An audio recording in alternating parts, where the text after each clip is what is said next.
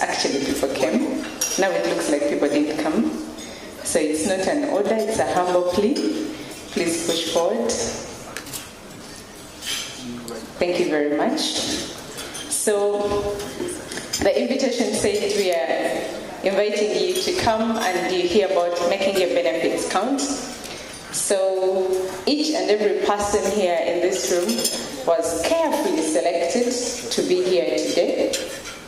You all have something in common, and if you've already noticed, if you haven't, I will tell you.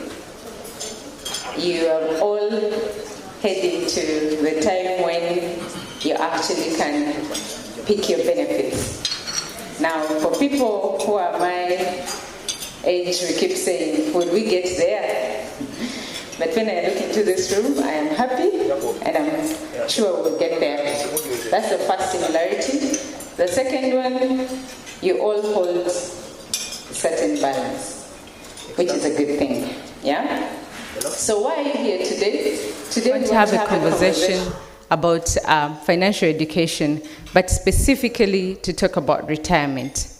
Not that you're about to retire, but when it comes, we want it to find you ready. We want to talk about retirement. We want to talk about how you utilize your benefits. I am sure by this point you've heard about the statistic of how people use their benefits and they misuse them and all that. So NSSF said no, we have to do something for our members so that they can actually use their benefits very, very well. We want to have more stories like Mr. John Jeter. Yeah? If I'm sent out to the field right now for the people who got their benefits last year, I might not get 5 people who are willing to be recorded that way. Majorly because they don't want to be seen. And we all know why people don't want to be seen when you know they actually got the money. Yeah? So we'd like to have more stories. Those stories encourage people like me and younger to know that actually this money is real and it can actually take care of your life after employment. Yeah? The other thing I wanted to mention, I want to leave you with one single quote, and that quote is from Peter Drucker. It says, the best way to predict the future is if you prepare for it. So we went to school and we prepared for our future that we're living right now. Even our school motto said such things, right? Nezko kolima, work hard for success, we struggle for the future. So many mottos. You can remember a primary school motto. It was telling you there's a time to come when this education will benefit you. But now there's a time to come when the job you're doing is supposed to benefit you in a manner that it's no longer giving you salary. So what will you do in that time? That's why we are here today. I'm very sure some people have it all figured out. Others don't. Others are still thinking. Others don't even want to think about it. But oh well. We have a video of Mr. Kabushenga, and he says, as night comes after day, the end will come. So what will you do in that end? Not to scare you, but that's why we are here, so that we calm down the nerves, or we make them worse. I don't know. You will tell me after when you're leaving. Please let me know if we've made it calm down or worse. Yeah? But also, why does NSSF do financial literacy? First, we want to reverse the current trend of statistics. We want to see many people that will do with their money very well, so that we have very good success stories. NSSF says a better life, right?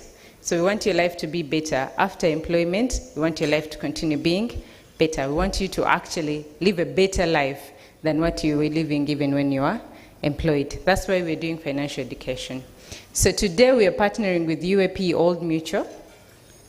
We do financial education for our members. They have products of our members, but they also do financial education. So we said, why not come together and have one mega event and actually teach our people financial education so that they can benefit from both fronts. So if you see UAP around, don't get scared.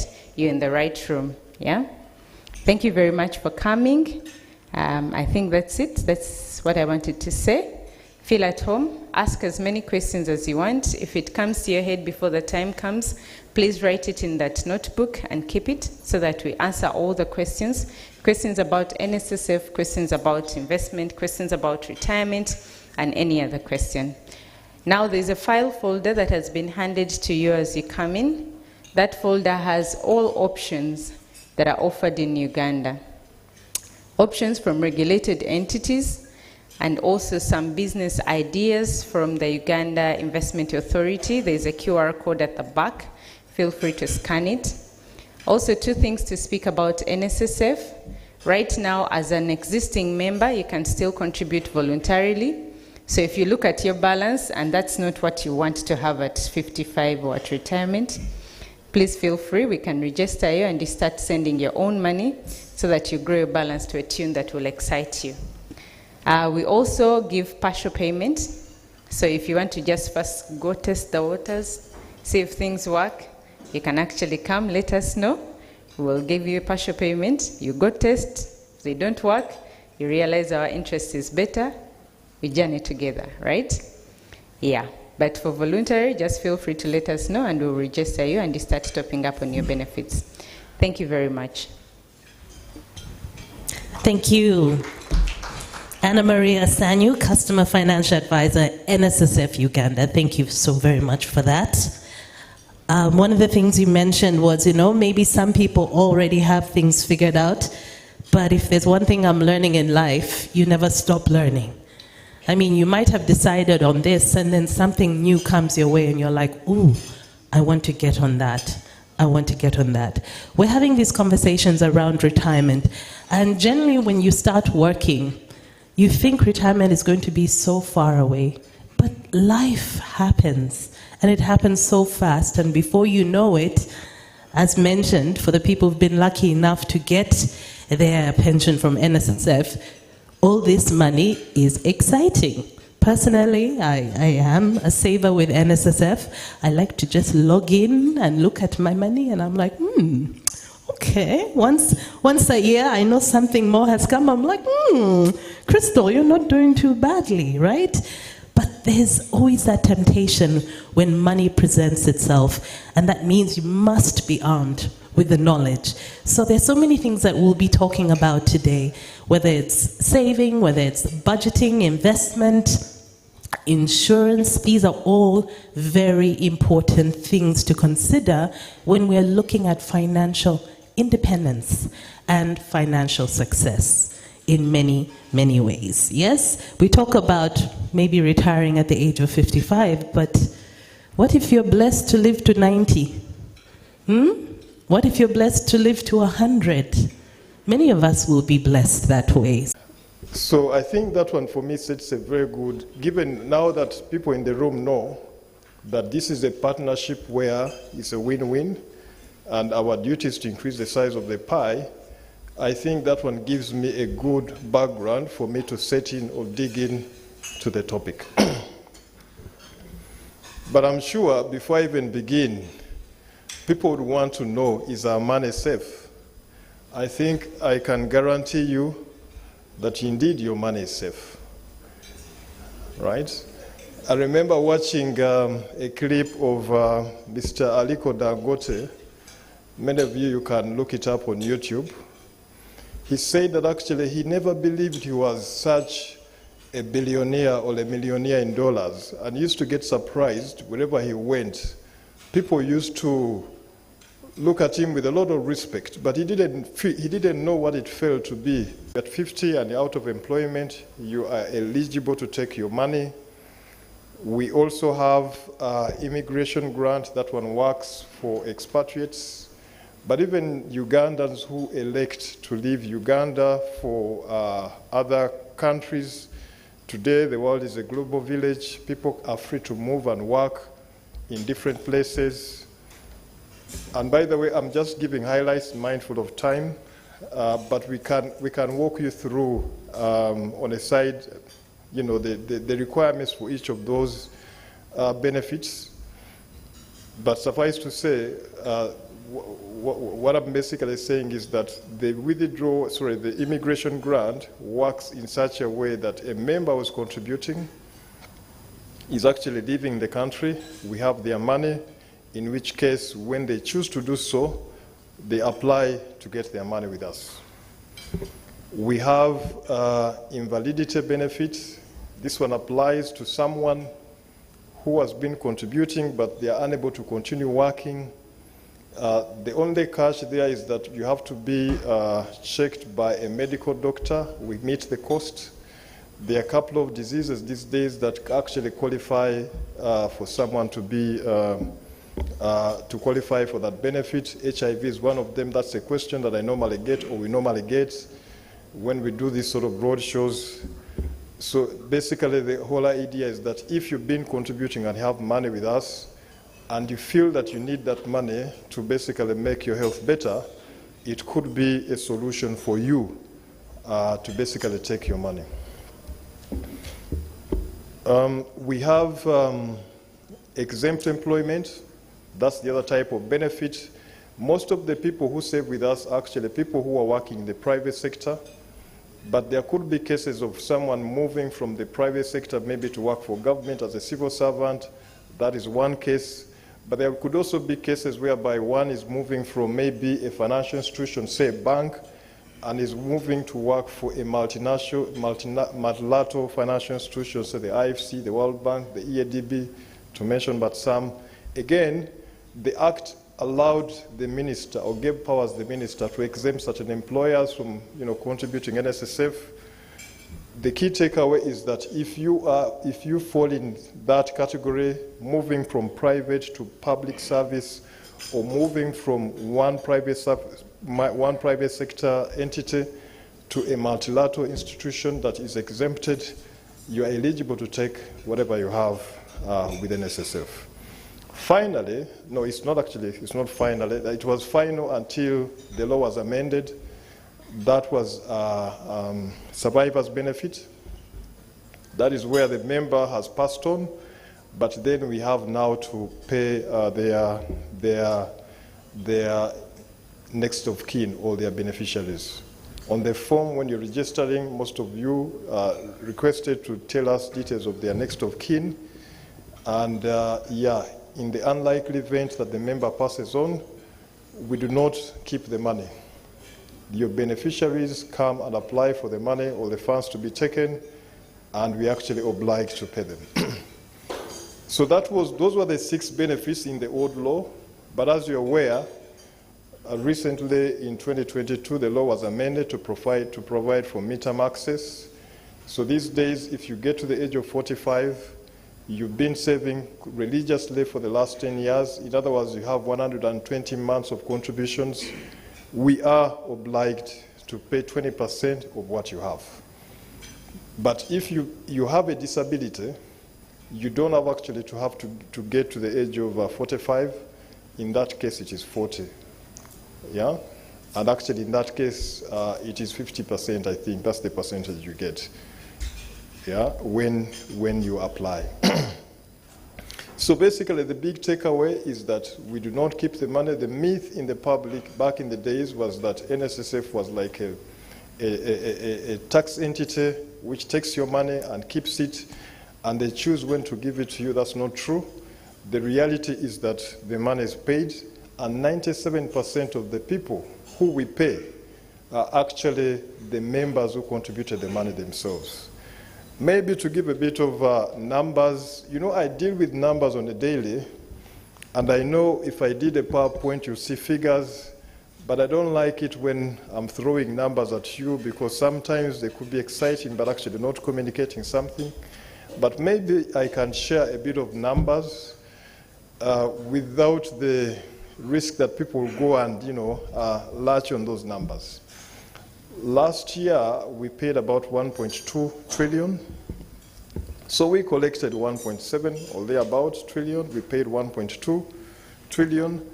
And actually, we paid about 42,000 people, right? So that is testimony that actually we pay. And this year, we're actually expecting to pay even more people. Sorry. So the takeaway is that actually the people who contribute the money in the first place, most of the time, these are the people that we pay. But I think I'm coming to an end. I'm trying to summarize, mindful of time. I remember when I used to do a bit of lecturing back in the days, I learned one trick that when you feel like the class is bored, you keep saying in summary, and then they kind of, yeah. So, but this time it is real. It's not like, I'm just trying to, So I'm going to spend 1 or 2 minutes to talk about the topic which is beforehand today. In wealth management, there are about 7 stages. There is education. Education could be formal, it could be informal, but as we set out when we are young, you need a bit of skill, right? That one prepares you for the next level, which is early career. That is normally to many of us who have gone to school, when you have your diploma or your degree, and then you begin looking for jobs. The third stage is career development. After you get that first job, many people begin, looking for that professional course or that master's degree to improve their skill because they have kind of figured what they want to do. Then after career development, to many people you get to what we call the peak. So you become a manager, either middle manager or senior manager. And then as you peak, you get into what we call pre-retirement. And maybe, again, if I had time, I'd have given you even, this kind of age bracket in those particular stages. But after a pre-retirement, you then actually get into retirement, actual retirement, and then post-retirement. Usually the myth about retirement is that situation whereby you sit home. You basically sleep the whole night and then wake up in the morning and do nothing. Retirement is actually not that, and the good thing is that, as you hear from different speakers or even videos, retirement is actually transitioning into something else. You have your day job, maybe you are an engineer, you're going on site, but retirement could be farming, it could be, maybe your passion could be education, you could be lecturing. So, as we confront this topic today, I want you to know that retirement is actually not stopping work, but it's actually preparing you to do something different whereby you continue living. And actually retirement doesn't mean that then you get your NSSF or whatever you have with UAP and then you buy that big piece of land or you build that big house. No. Investments do not only relate to real assets. They are even financial assets that you can use. And it also helps for you to even consider your human capital as a bit of an asset that you can deploy to better yourselves. Mine is not supposed to be a keynote address. Mine was basically to give you a bit of what is happening at the fund, give you a bit of why the fund is supporting financial literacy, and then maybe prepare the stage for even better speeches that are going to come after mine. So allow me, ladies and gentlemen, to end here, but I'm around the whole day, and I'm more than happy to engage in any question that you might have. Thank you so much. Thank you so much, Mr. Gerald Kasato, Deputy Managing Director, NSSF Uganda. And thank you for the reminder that retirement does not mean going home to sleep. The thought alone is terrifying. Can you imagine? Every day you wake up with nothing to do? Seriously, my heart is just squeezing at the moment. It's simply a transition to the next phase of life, because every human being needs purpose. And our purpose is different. Things that make us get up in the morning, things that make us smile, things that make us look for the people that we love and care for, and things that just, add to the legacy. Because for every single person, we all, at the end of the day, look back on our legacy. What have we done? Who did we touch?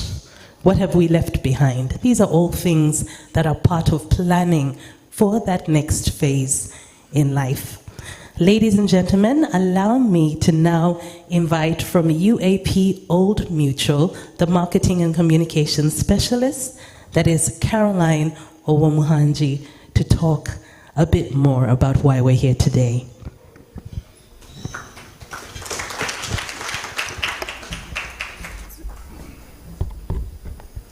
Thank you, Crystal.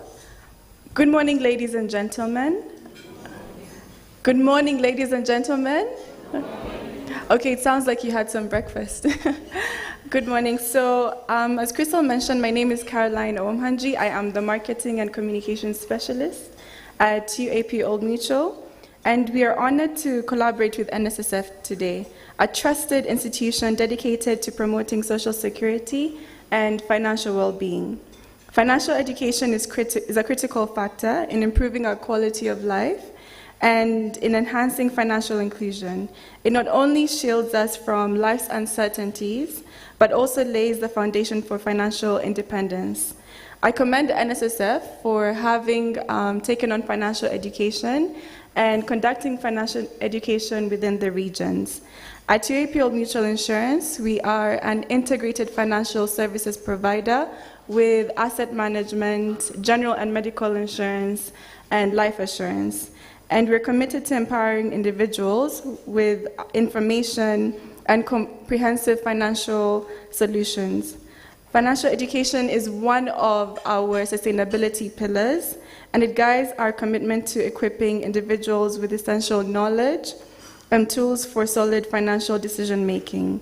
Furthermore, while insurance is primarily known as a safeguard against unforeseen misfortunes, it is also multifaceted, and it has offerings that extend beyond protection.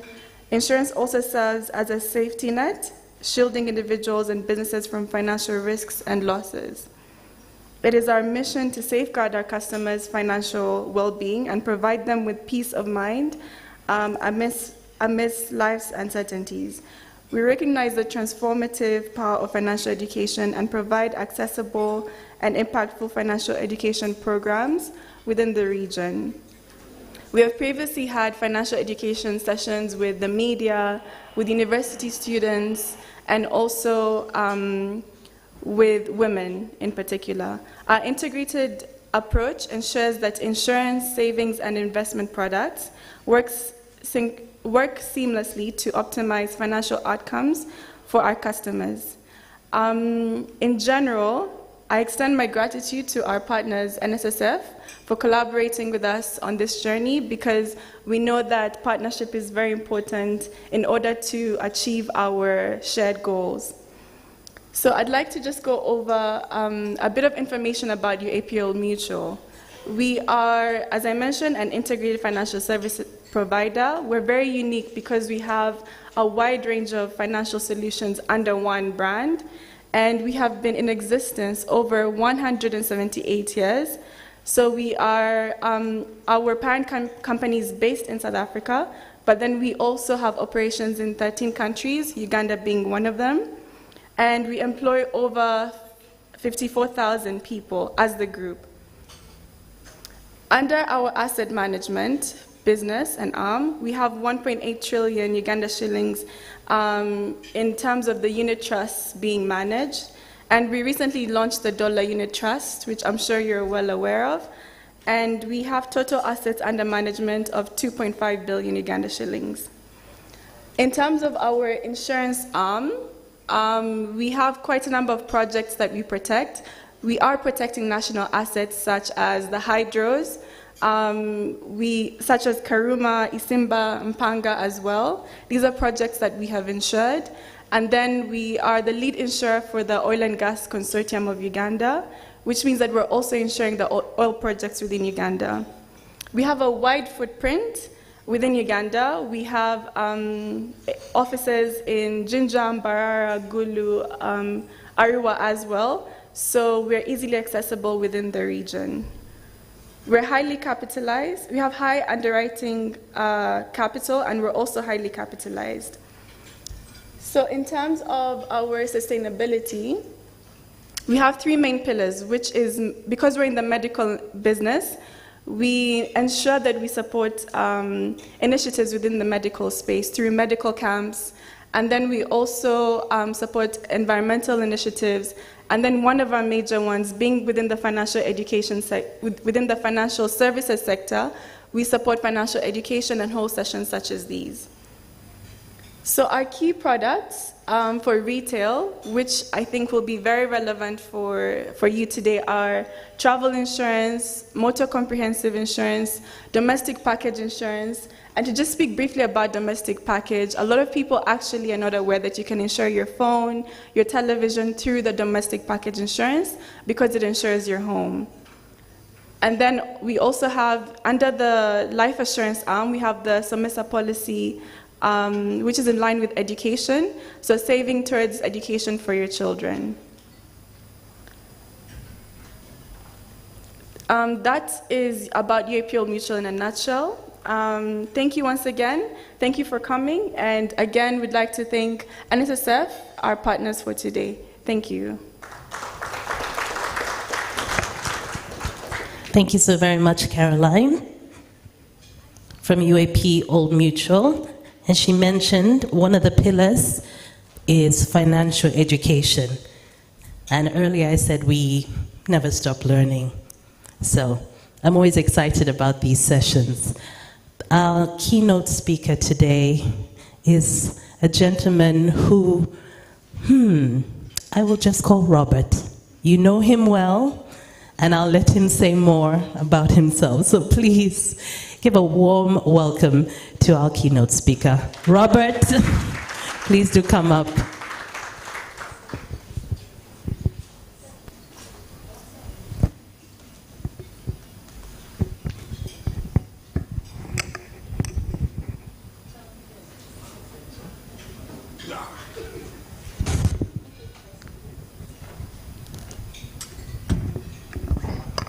So should I start talking, or you're doing other things? Anne-Marie, should I? Okay. I've started talking. This journey has taught me the most important thing: prioritize. How you spend your money. What are your priorities? If you're on consumption, if that's your priority, fine. But if after 20 years you have nothing left, don't complain, because your priority is consumption. If your priority is to keep some money for a rainy day, keep it. If your priority is to take a risk and generate wealth so you can be wealthier than you are now, it's your priority. Just decide. You have to choose one thing or another. In this game of money, you cannot have your cake and eat it at the same time. If you choose consumerism or consumption, that's fine.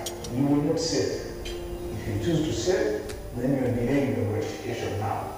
If you choose to generate income, it is because you are supposed to enjoy it later. It's entirely up to you. What we are helping is to make you more enlightened when you're making those choices, to know what the consequences are. That if you buy a car as opposed to building a house, well, the car will lose value to 25% as soon as you put the number plate. The house will still be there. Or to do a business and generate more money so you can buy an even better car. So it's entirely up to you. What you need to do is seek the Lord and you make a informed choice and then as the night comes up, the end will come. It will come either in the form of your work ending or you just die. And you can't leave it to chance. You say, I will deal with it. People say, we'll cross that bridge when we get there. So you kick the can further down the road. No. Prepare. Know that the end will come. If it's the end of your working life, what do you then do after life? Now you cannot make that decision at the point when it ends. There is a piece of advice I read that was very interesting, that if there's a way you want to live your life in your 30s, then you start preparing for it in your 20s. What you want to do in your 40s, you start working on it in your 30s. What you want to do in your 50s, you start working on it in your 40s. Right now what I'm doing is I'm preparing for my 70s. It's going to be a long journey, but I'm starting on it now. Because I'm very clear about what I want it to look like. So what starts now? Don't think you'll get to 70 and then determine what to do in your 70s. too late.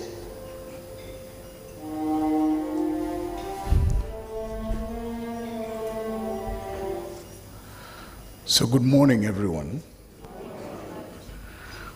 One of the problems of leaving formal employment is that people like Kasato, Anne-Marie, Omujisha, they call you at the last minute because they know you're doing nothing. And they tell you, oh, you come and do this thing. So that's what they did to me last night. So I'm quite happy to do it. It was, I think, of course, what's it, 9 o'clock or sometime like that. But I'm happy to do it for two reasons. One being that it is a subject I love and I want to disabuse you of certain notions and expectations. Every chance I get to do that, I will gladly do it. Secondly, they always give me free coffee, which is just fine, so I don't have to buy coffee in the morning, thanks Kasato. But number three, and most importantly, is I got to fill in for my colleague, who is a more remarkable individual than myself, Matthias Katamba, who is the chairman of Old Mutual General Insurance. And for me, I am just a board member of Old Mutual Life, which is a smaller business. So I am rehearsing how to be chairman of you know, these things you must try. You don't just turn up one day and become, see, like Kasato now, he's warming up. He has seen what happened to the person before him, the deputy MD now. So you start practicing. Even how he talks now, you can see he's fitting in the chair. I wish you well, Kasato, definitely. I mean, you never know. I had an economics teacher who used to say that when you slaughter the political buffalo, please remember to give us an ear. So, Kasato, when you reach there, in the promised land, remember us down here also. Just a small gig here like that. Life is good. So, one of the things I do and I enjoy doing a lot is telling stories. Oh yeah, hi, I haven't seen you in a long time. This is my colleague from my former workplace. How are you? Very good, you're actually looking good. So that means you don't need the money. So I'll tell you two stories. One, the name has escaped my head, but I'll get it. It's a story in a book called Giving by Bill Clinton. But I'll tell you something I did last year. So first of all, I completely disagree with Kasato, and I've told him, you go back and debate in management. Please stop using the word retirement. That word in itself connotes an end of life. Please stop using it. Find another word to describe what happens when people leave formal employment. Because if you look at me now, I look much better than all of you who are in employment. I'm not in, and I'm actually a lot busier than I was. So I'm not retired by any measure of that word. Retirement is an old concept from the industrial world of the Western world, because they had an industrial system. So you went and sat on a line and you packed biscuits the whole day, and after 30 years of packing biscuits, you then left and went home and sat on the veranda with your wife, which is as much as you could be able to do at that point in your life. You look at each other and then look at the sunset, and then you think about what used to be. I am not like that. So please, between you and Patrick, just remove the word retirement. Find another word to describe it, because you mentally program people into ending their lives long before they end their lives. And actually, I suspect that if you stop using that word, people may stop rushing for the money, because now people are rushing for the money because they think their life has come to an end. Part of the problem, and which is why I refused I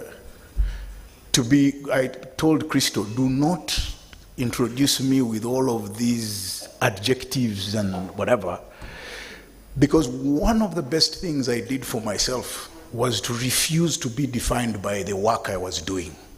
So I now insist, when I come to do things like this, I don't want to be introduced as former something. If you want to introduce me as a former something, you wait, when I die, you write on my gravestone, former person. That's fine, because that's true. If you define yourselves by the things that you do, the moment the things you do come to an end, you will be lost. And you will think that life has come to an end. So that's why I don't like, because you are a person in your own right, and you can always define. But then I'm not saying anything about money. No. So last year, I said something to myself. So there were 3 things I said for myself. First of all, one thing I told my wife, I said, in November, that in November I am going to turn 55. She said, yes. I plan to celebrate, to have my birthday party on top of Africa, which is Africa's rooftop. That's the highest point in Africa. It's called Uhuru Peak on top of Kilimanjaro. It's 5,895 meters above sea level. Many of you haven't been anywhere near 2,000 unless you're from Kisoro. You are just operating at sea level. You don't know the life that is up there. But I set myself 2 other targets. I said, by the time I get to the mountaintop, I will be 70 kilograms, and I will be 5 years younger than my calendar age. So I achieved 2 out of 3. Thank you, Gudra. 1, I reached Uhuru Peak at 11:30 a.m. on the 22nd of November when I turned 55. I actually turned 55. And I need to add, I was not assisted. I climbed on my own and got there. Yeah. Having walked for 12 hours from 11:30 p.m. up to 11:30 a.m. Then I walked back down and we got back to the camp at 4 p.m. 5. The second thing I achieved is that, so the one I failed to achieve is that I didn't reach 70. I only made 73. A year before that, I had been 86 kilograms. So it tells you. The doctors among you will tell you there's a difference between your calendar age and your biological age. Biological age is a measure of your physical attributes. And when I went to my good friend Kasenene to measure my calendar age, I was actually 50.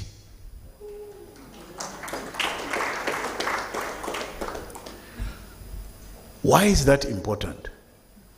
Because it means if I carry on like this, I will be very active until I am 80. How many of you have been in employment for 30 years? It means that you have a whole life after 55 to worry about. A whole life. A whole adult life of potentially 30 years. All of you do that. All of you sitting here could quite easily live, because life is better than it was many years ago. So your life expectancy has gone up. So, by the way, Anne-Marie, Christo, you need to tell me the time I have, because you know me. And when you want me to stop, I'll stop. So you need to think that when I go to NSSF at 55 and cash out all my money, what am I going to do for the next 20 years? You need to ask yourself that question. And this is when I warn every single person seated here, okay?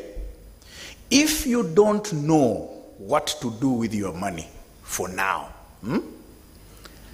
leave it in NSSF. Just leave it there. Because it has been there for years and nothing has happened to it except it's growing. Okay, if you have some doubts, you can go and see my people at Old Mutual. They will give you additional advice. But leave the money with Kasato. Because even if Kasato steals it, first we'll send him to Luzira and then the government of Uganda will replace it. Am I not correct? No, correct about government of Uganda replacing it, not you stealing.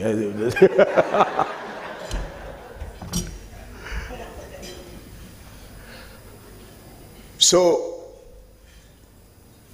please, don't rush. And this is also when I warn you.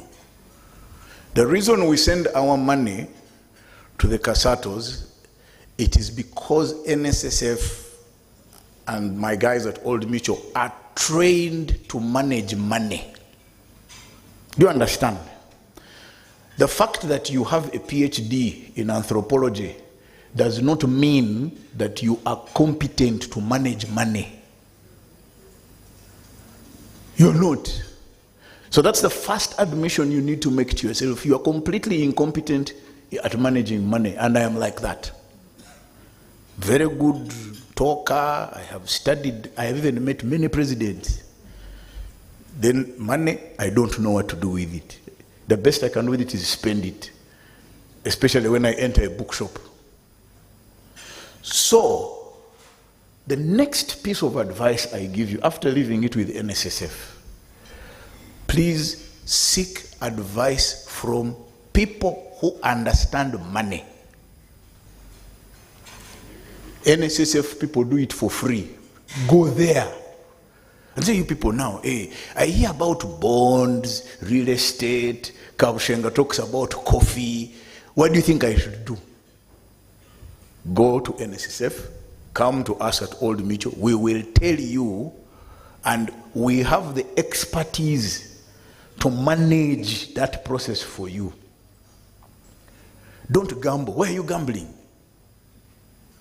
So you don't know, the reason that money was taken away from you and put in NSSF is a recognition that you don't know what to do with your money. You accept that reality. I'll tell you other people whose advice on money you should stay away from. Number one, your relatives.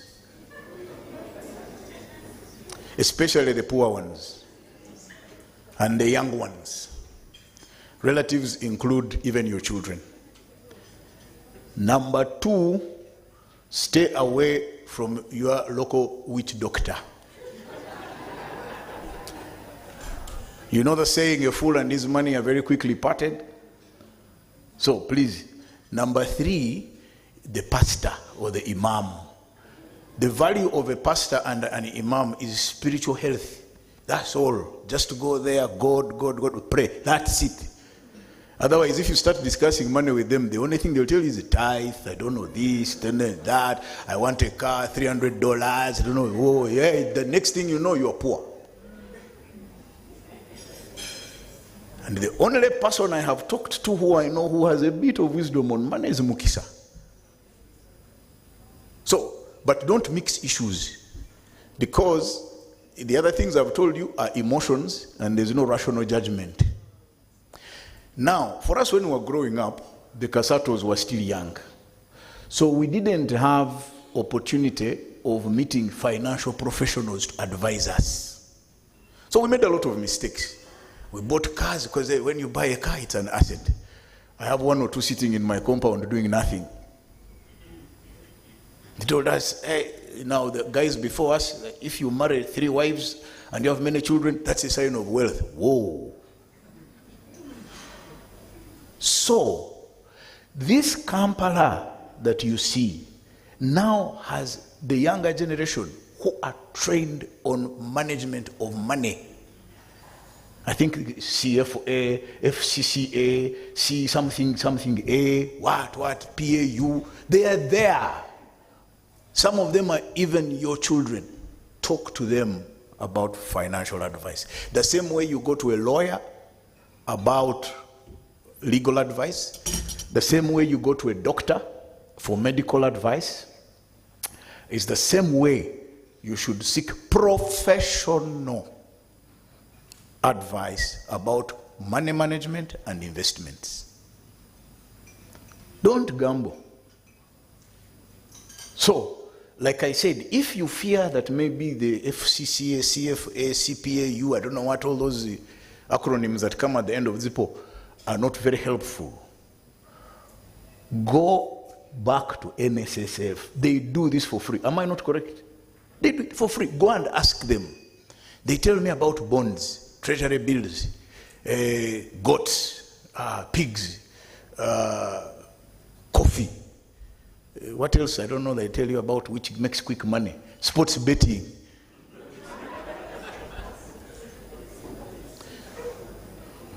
Oh, Mudisha, don't we also give free advice?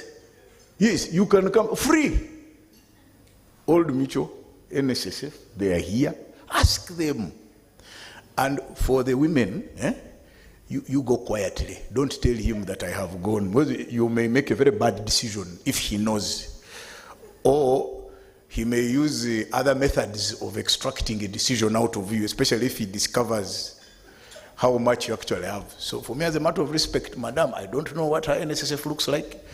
I stay away from difficult things. God help us. You have your thing, I have mine. Finished. Mine is ours, hers is hers.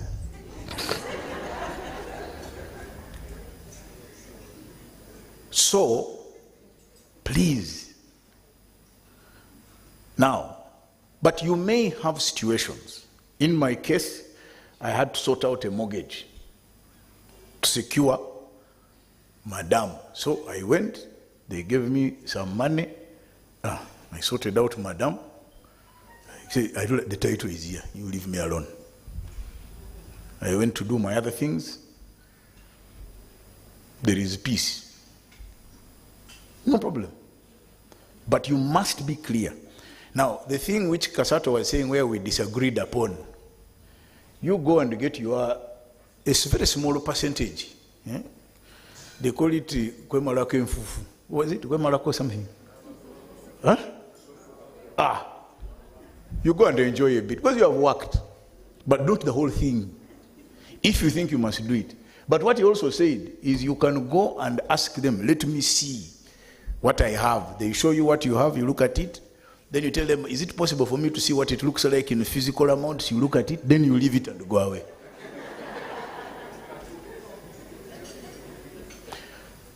Because, as I am noticing now, you know, God is funny. Can bless you with a long life in which you are one and you can't afford a pair of shoes. So there are many instruments that people have which can help you to, and I think even Kasato can pay you the interest after a year. I mean, if you can say, just give me the interest only. Not so. But they have methods to keep you going in the meantime.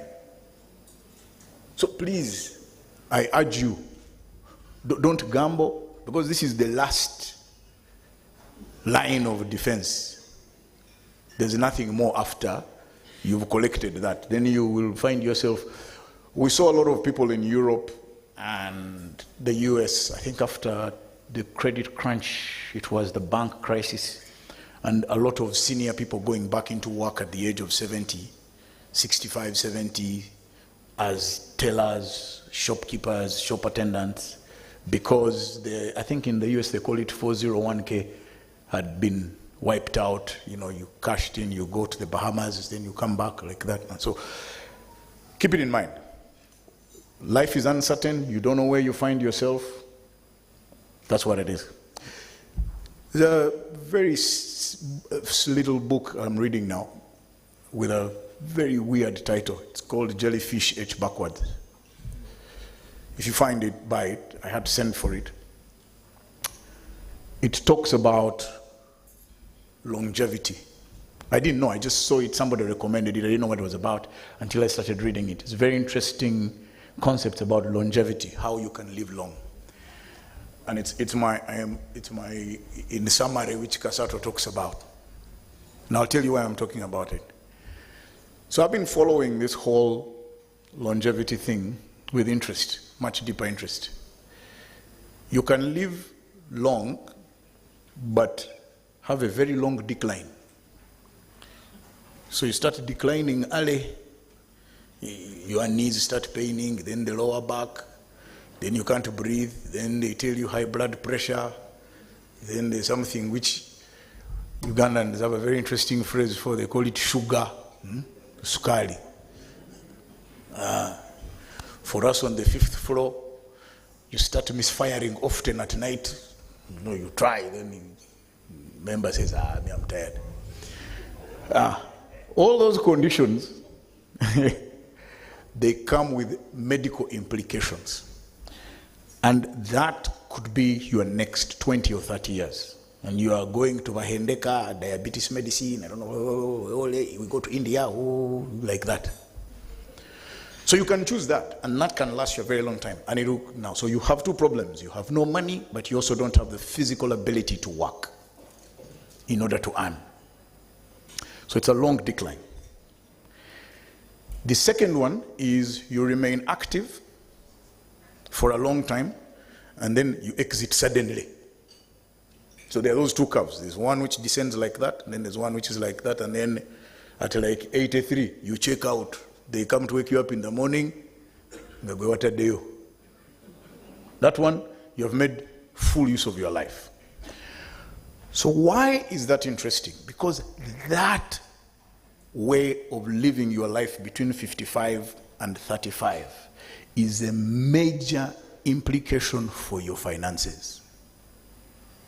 My father passed away in 2009. He had a totally different medical condition, but it used to cost me 800,000 shillings per month in the 2000s to buy his medication for one ailment. I have friends, and I'm sure all of you are in that situation now, a good number of you are in that situation. You're taking care of your aging parents, and you know the cost. Some of you are upwards of 3 million shillings a month just to provide medical cover. I have been arguing with my guys at Old Mutual, and I've been telling them, why don't you devise a product where children can take out insurance for their parents? So I put my father or my mother on my insurance scheme, and then they can get medication and those kinds of things. And I really think you should seriously consider that product. It will make you a lot of money. Now, one of the things that scared me the most is that at about 72 or 73, I am diagnosed with one of what they call chronic diseases. And then my children have to go on social media fundraising so that their father can get treatment. I said, this one is going to be difficult. So I started to invest in figuring out what, as a 55-year-old going forwards, I need to do to remain in fairly good condition and put off some of these things. Because those things will take your money. They're taking your money, but you also don't have the ability to work. You're wondering, what has that got to do with us? Because all of you sitting in this room right now are candidates for a stroke. All of you seated here are candidates for a stroke. And I'm not insulting you, I'm just telling you. You are in various shapes of overweight, you don't exercise, and you eat really badly.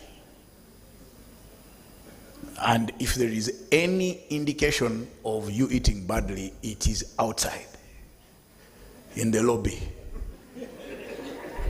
And when I looked at the chefing dishes, you guys had done very good damage. So you're eating all of this processed stuff, and then you're eating dessert for breakfast. What does that mean? It means you're ingesting things that are going to complicate your body. And at that point, if you've cashed out now from NSSF, the implications for that at 65 is chronic illness that you can't afford. So maybe wait. If you want to enjoy the croissants and sweeteners and all of that stuff that you guys love, then leave the money in NSSF, because you're definitely going to need it. But if you want to cash out now, then stop eating funny things and learn about this. And one final point, I really urge all of you, first of all, go and take out medical insurance from my people. Then go and get checks. All of you, your employers give you free medical. Use it. You women, go and check cervical cancer. The men go and they check that small thing, you know it. It is an inside small thing like this which causes us problems. Go and they check it.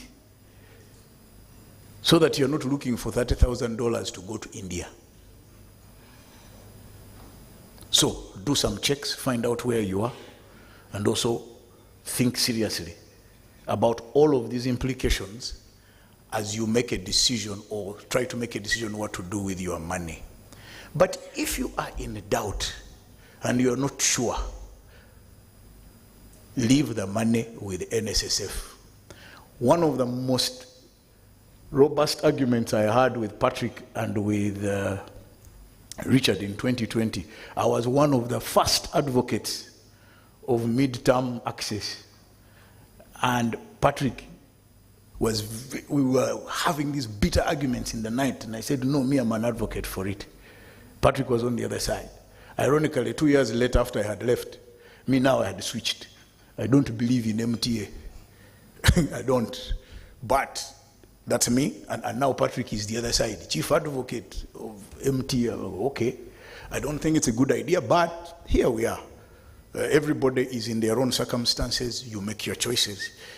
Just know, when you lay your bed, you must lie in it, whether you want it or not.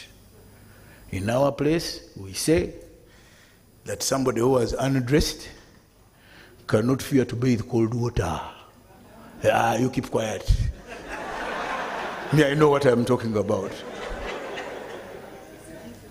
So it's better if you don't undress, just leave it with NSSF. Just one final story I wanted to tell you. Sorry, I forgot about it. If I remember the name or find it, I'll share it with Anne-Marie and they'll share it with you guys.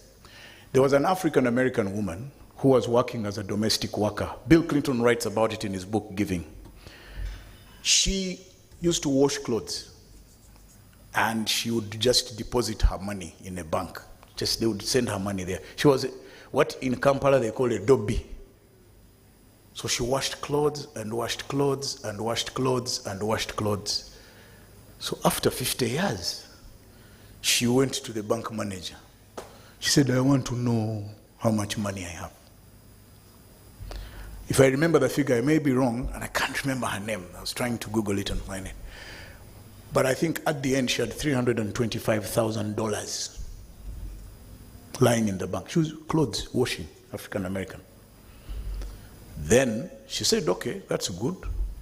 So she gave some money for the education of black people in a college in the US in medicine. She contributed, she educated her nephews and nieces, all of that. She was awarded, I think, the Medal of Freedom by Bill Clinton and recognized by Harvard University for saving money and helping other people.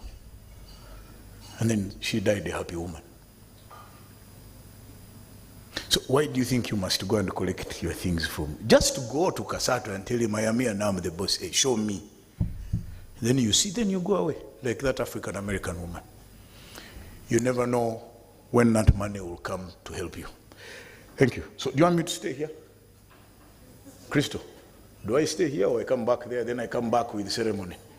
I have finished. Yeah. Thank you, Robert. I think the lady is Osceola Carter. McCarter, is that the one? Yes. Osceola Carter. Go and read that story. It's very heartwarming. But that just reminds us that discipline is one of the most important factors across the board. I mean, you were talking about the lovely breakfast we had. Did you have to go there? I had just finished my cupcake. I was there wiping crumbs from my mouth, and then I enjoyed it, though, I will say. Thank you, NSSF and UIP Old Mutual, for the lovely breakfast. But we all know the saying, health is wealth, right? And it's so interesting. We work so hard to be financially independent, to make sure that, we look at our bank balances and we look at money here and there and we're happy. But if you don't take care of all aspects of your health, then it's really for nothing. And one of the conversations I just had yesterday was around financial well-being. And I found that very interesting because we tend to talk about our physical health. We all know you don't feel well, take medicine, go see a doctor. We know about spiritual health. You're talking about going to church or going to the mosque or whatever it is your faith is, to be spiritually healthy as well. The conversations we've been having around mental health have also been very important, so that you're in the right frame of mind and you can also make the right decisions. But financial health is another aspect that brings it all together. So we need to kind of like make the right decisions. So one of the things I just learned for all of us in this room is under this program, the Financial Literacy Program from NSSF, if you would like a team to come and talk to the people at your workplace, they actually do that. So all you have to do is reach out to them, and they are very happy to come in and actually give talks at your workplace as well. Now, before we get into a little bit of a discussion, I'd like us to just, stretch our legs, get up, and say hello to each other. But here's the thing. Robert talked about being proud of the fact that he's not defined by the jobs that he did. And I remember for many years I used to do job interviews, and someone would sit in front of me, young people, and I'll tell them, tell me about yourself. And they struggled with that question. Oh, I've just finished, I don't know this. I had a job here. No, tell me about yourself. So my challenge to you now is to say hello to someone and tell them about yourself. Don't tell them where you work. Don't tell them what your position is or what you do. Just tell them something about you. So can we do that for a few minutes? Some people are like, now where do I even begin? Do I have anything to say? So, I'm going to give you a few minutes for that. Please get up, say hello to someone, and tell them something about yourself, but not where you work.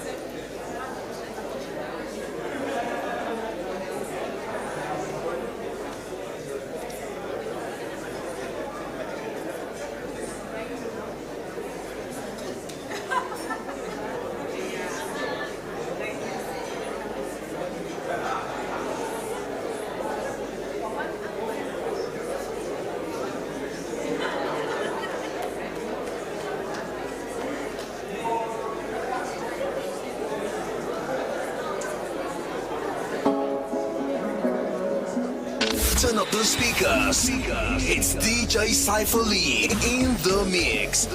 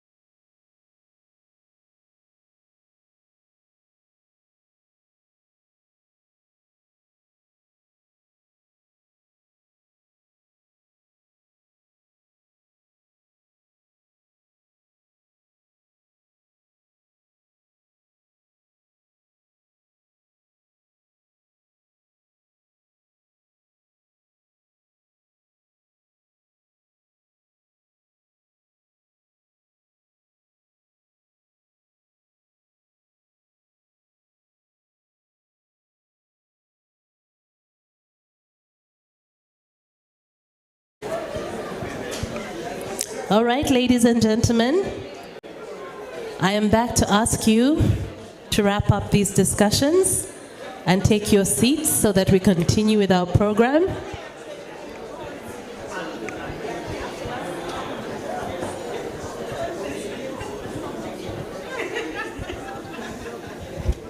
Ladies and gentlemen, please take your seats. Thank you. So we can continue. I just spoke to a gentleman called Richard, and I think he would be very happy right now, because I asked him that question, tell me about yourself. And he said, I love to be happy, and I love to make other people happy. And I'm seeing big smiles around the room right now. So I think that's pretty cool. Now, one of the things that I love is good food. And over time, I hope Robert is not going to come for me. But yes, I love good food. So when Robert was talking about how many people fall into the comfort, the familiarity of, your position at work, if that is taken from you, if that phase of your life ends, how do you define yourself? We define ourselves by the things that we are passionate about, the things that we help others with, so many different things. That is how we define who we are. So I'd like to jump into our panel discussion, but just before I do that, a reminder to you, if anyone would like to update their NSSF details, please feel free to do that at the end of this session, right outside the room, because the beauty of your details being updated, whether it's your phone number, your dependents, is that you can actually eventually just apply for your benefits online. You can just go online, and it's so easy. Okay? Right. So allow me to invite 3 people who are going to give us an even more in-depth understanding of financial independence, knowledge and solutions that we need to leave here with today. Can I have Mr. James Maguru, that's General Manager from UAP Old Mutual. Please welcome James. A round of applause for him. Okay. Robert, can I have you back, please? What I was going to say earlier was obsessive farmer, because you have said that many times, and we have seen it. But also join us as a board member for UAP Old Mutual under life insurance. And I'd also like to invite back Gerald Casato from NSSF. Gerald, Mr. Casato, if you can join us for this discussion.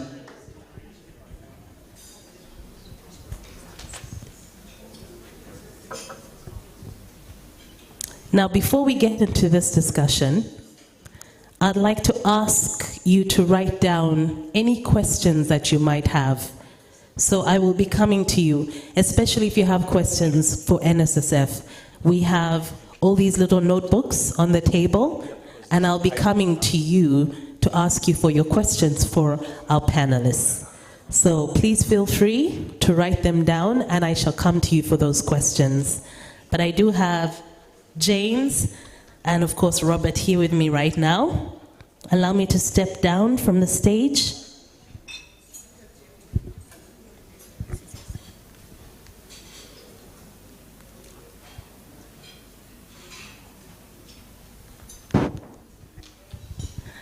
Hello, James. How are you doing?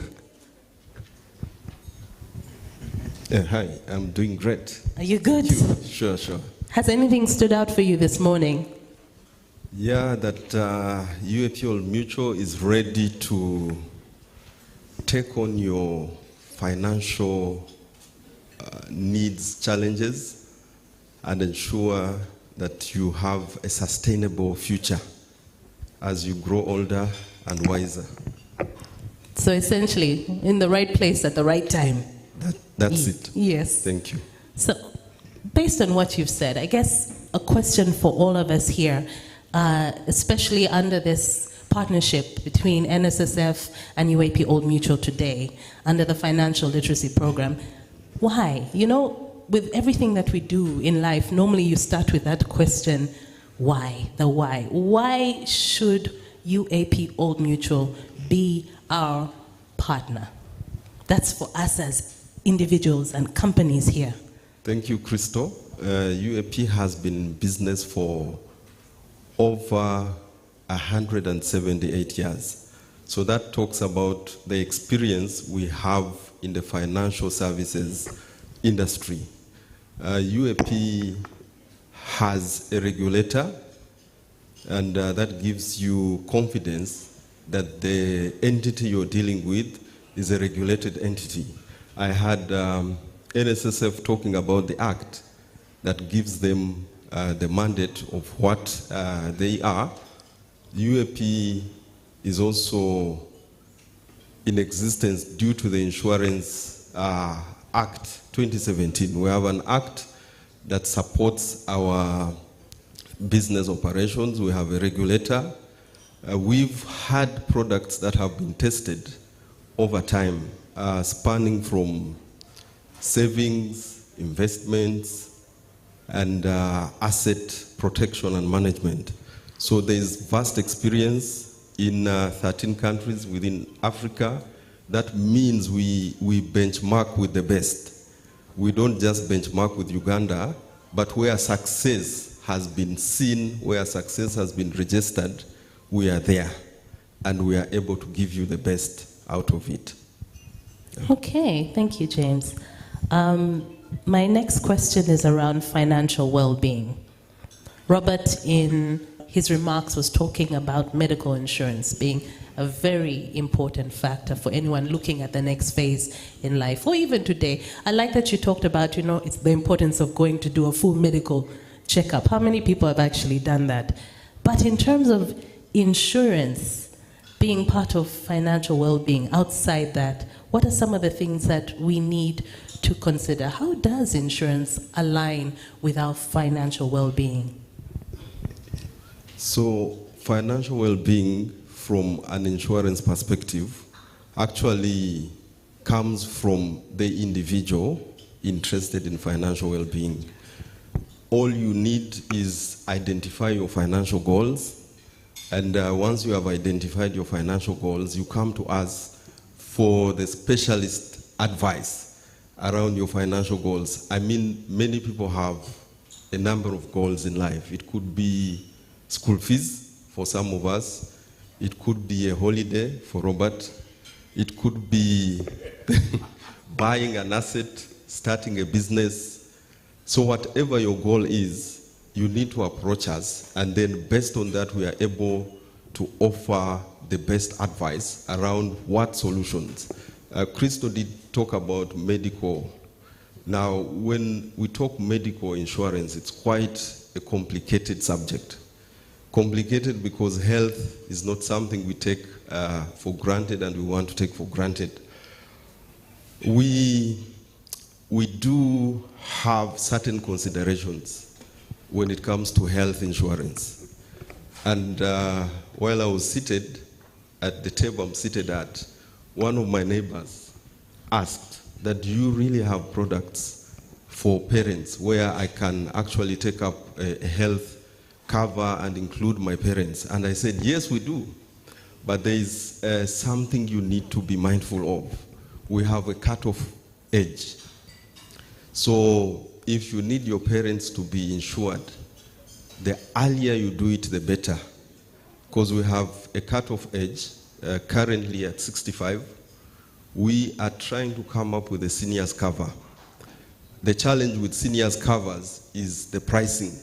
So for us to be able to give you premiums or to charge you premiums that are affordable, then you need to enroll as early as possible. If you've gotten your midterm benefit from NSSF, it's better you start now, especially for health. Include your parents, and even when they clock 65, 66 and above, then they will still be covered, they will still be insured. So financial well-being and the other physical well-being are all covered. So there's a wide array of products that we do have for you. You just need to identify your need, your goal, and we'll be there for you. Yeah. Okay, I mean, we are here for solutions, and that is reassuring. I'm going to come over to you, Gerald. Welcome back. You mentioned that, you know, even if someone is retired or they're not in formal employment, they can still save with NSSF. So how does one become a voluntary saver with NSSF? What do you need to do?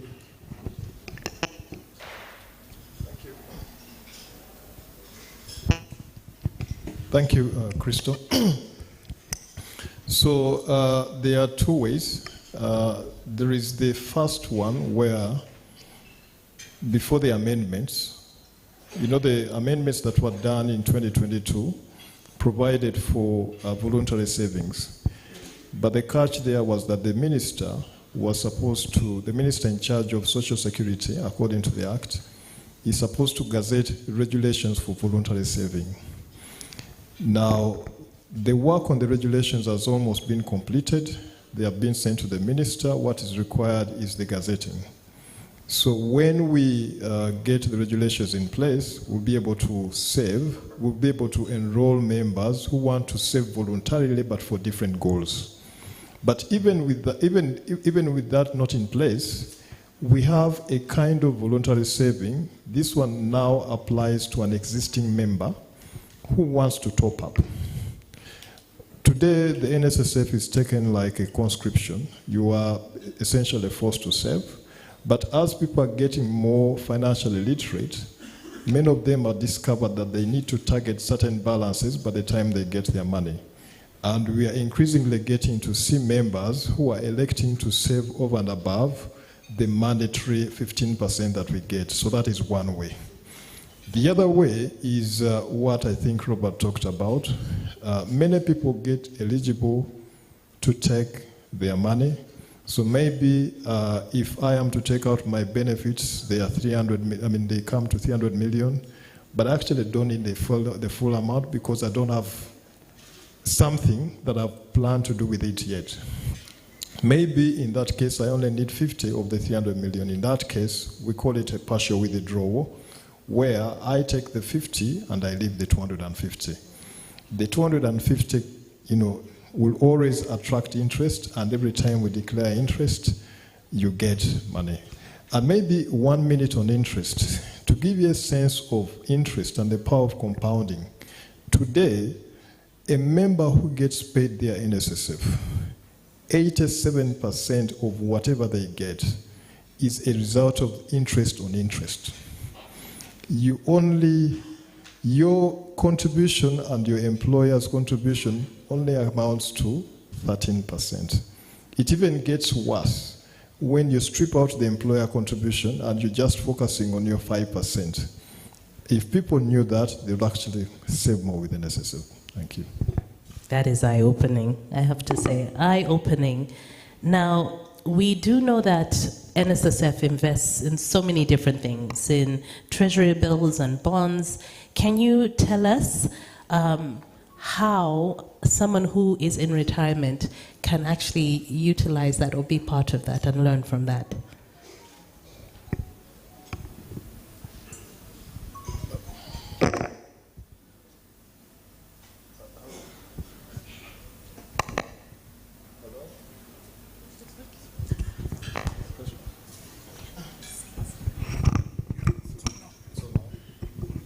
Apologies. So, yes, a very good question. According to the Act, actually, you can be a member up to 60. But these days, we even get 60-year-olds who elect to keep the money with us. So that is one way. Now that we've been empowered to innovate, we are working on a couple of products where we want to create solutions for that category of member. Right, that is in the pipeline. The only thing which has been holding us back is basically the fact that the voluntary saving regulations have not yet been gazetted. But there's a lot that is happening in the pipeline, and the public will get to know when we are ready. Okay, thank you. Robert, over to you. You mentioned that you're not comfortable with the word retiree or retirement.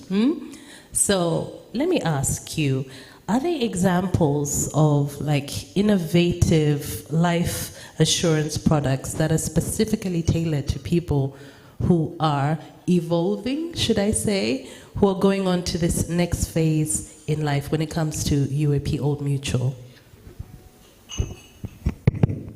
So, I'm going to flip this whole thing on its head completely. I don't owe anyone anything, well, apart from my bankers. So I can tell these guys, and I'm coming from a really, really good place. So if I sound like I'm criticizing you, please understand. When you go to a restaurant, you never ask how they've cooked the food. What the chef does, how they prepare their food in the back, is of no interest to you. What you're interested in is what they bring to the table for you to eat.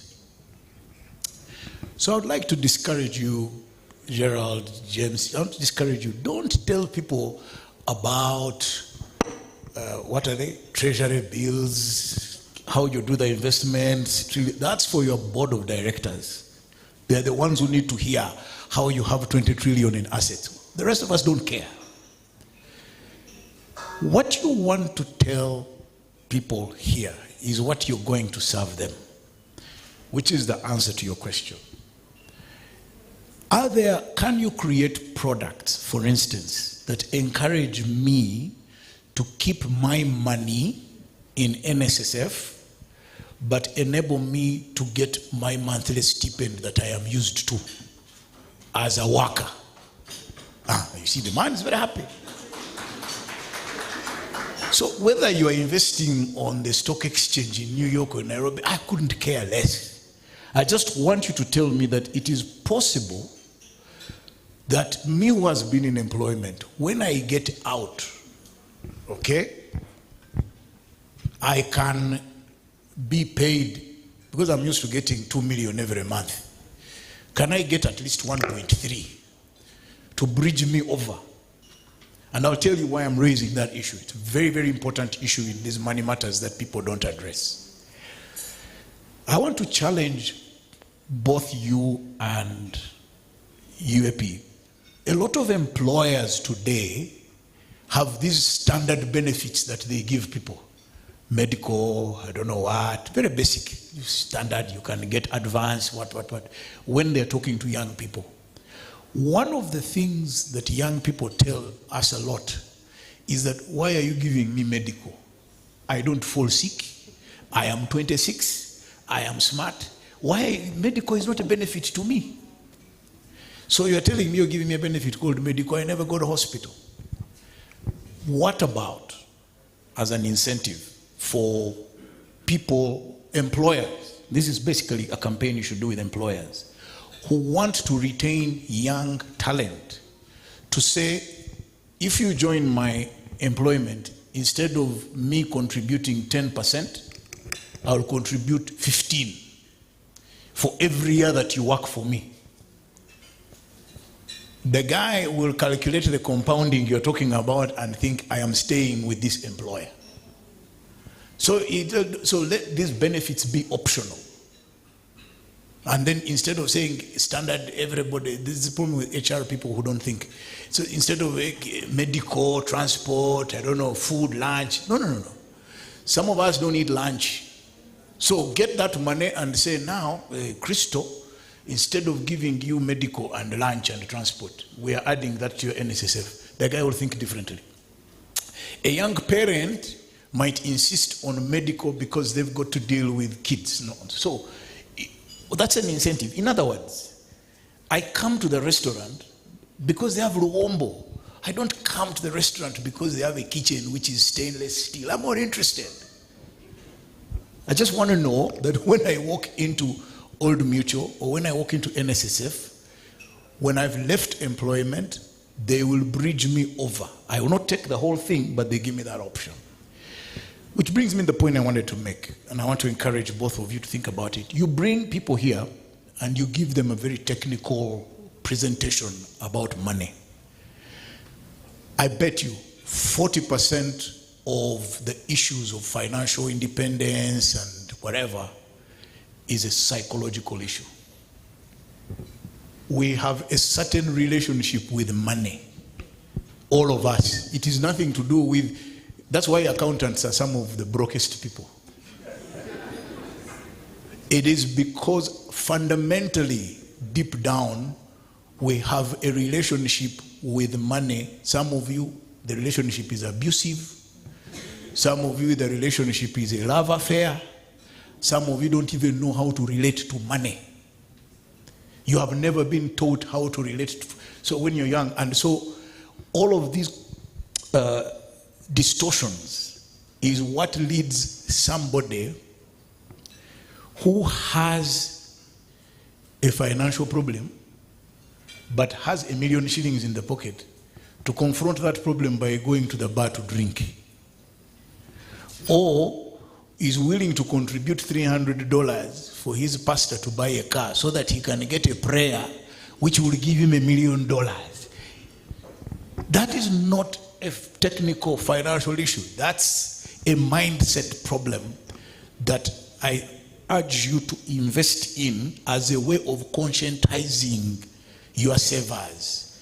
For instance, this might come as a surprise to some of you.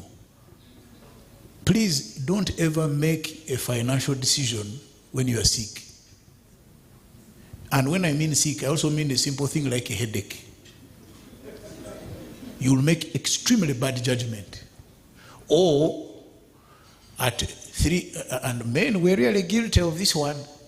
At 3 a.m., you are in the bar, and you are with a few people who are a bit young. They excite you, you start feeling like their age. Then she tells you, let's go, you have your ATM card. At that point, restraint is gone. Quap, in the machine, chap, chap, maximum, 2 million, wah. At 8 a.m., you wake up in the wrong bed, on the wrong side of your 2 million shillings.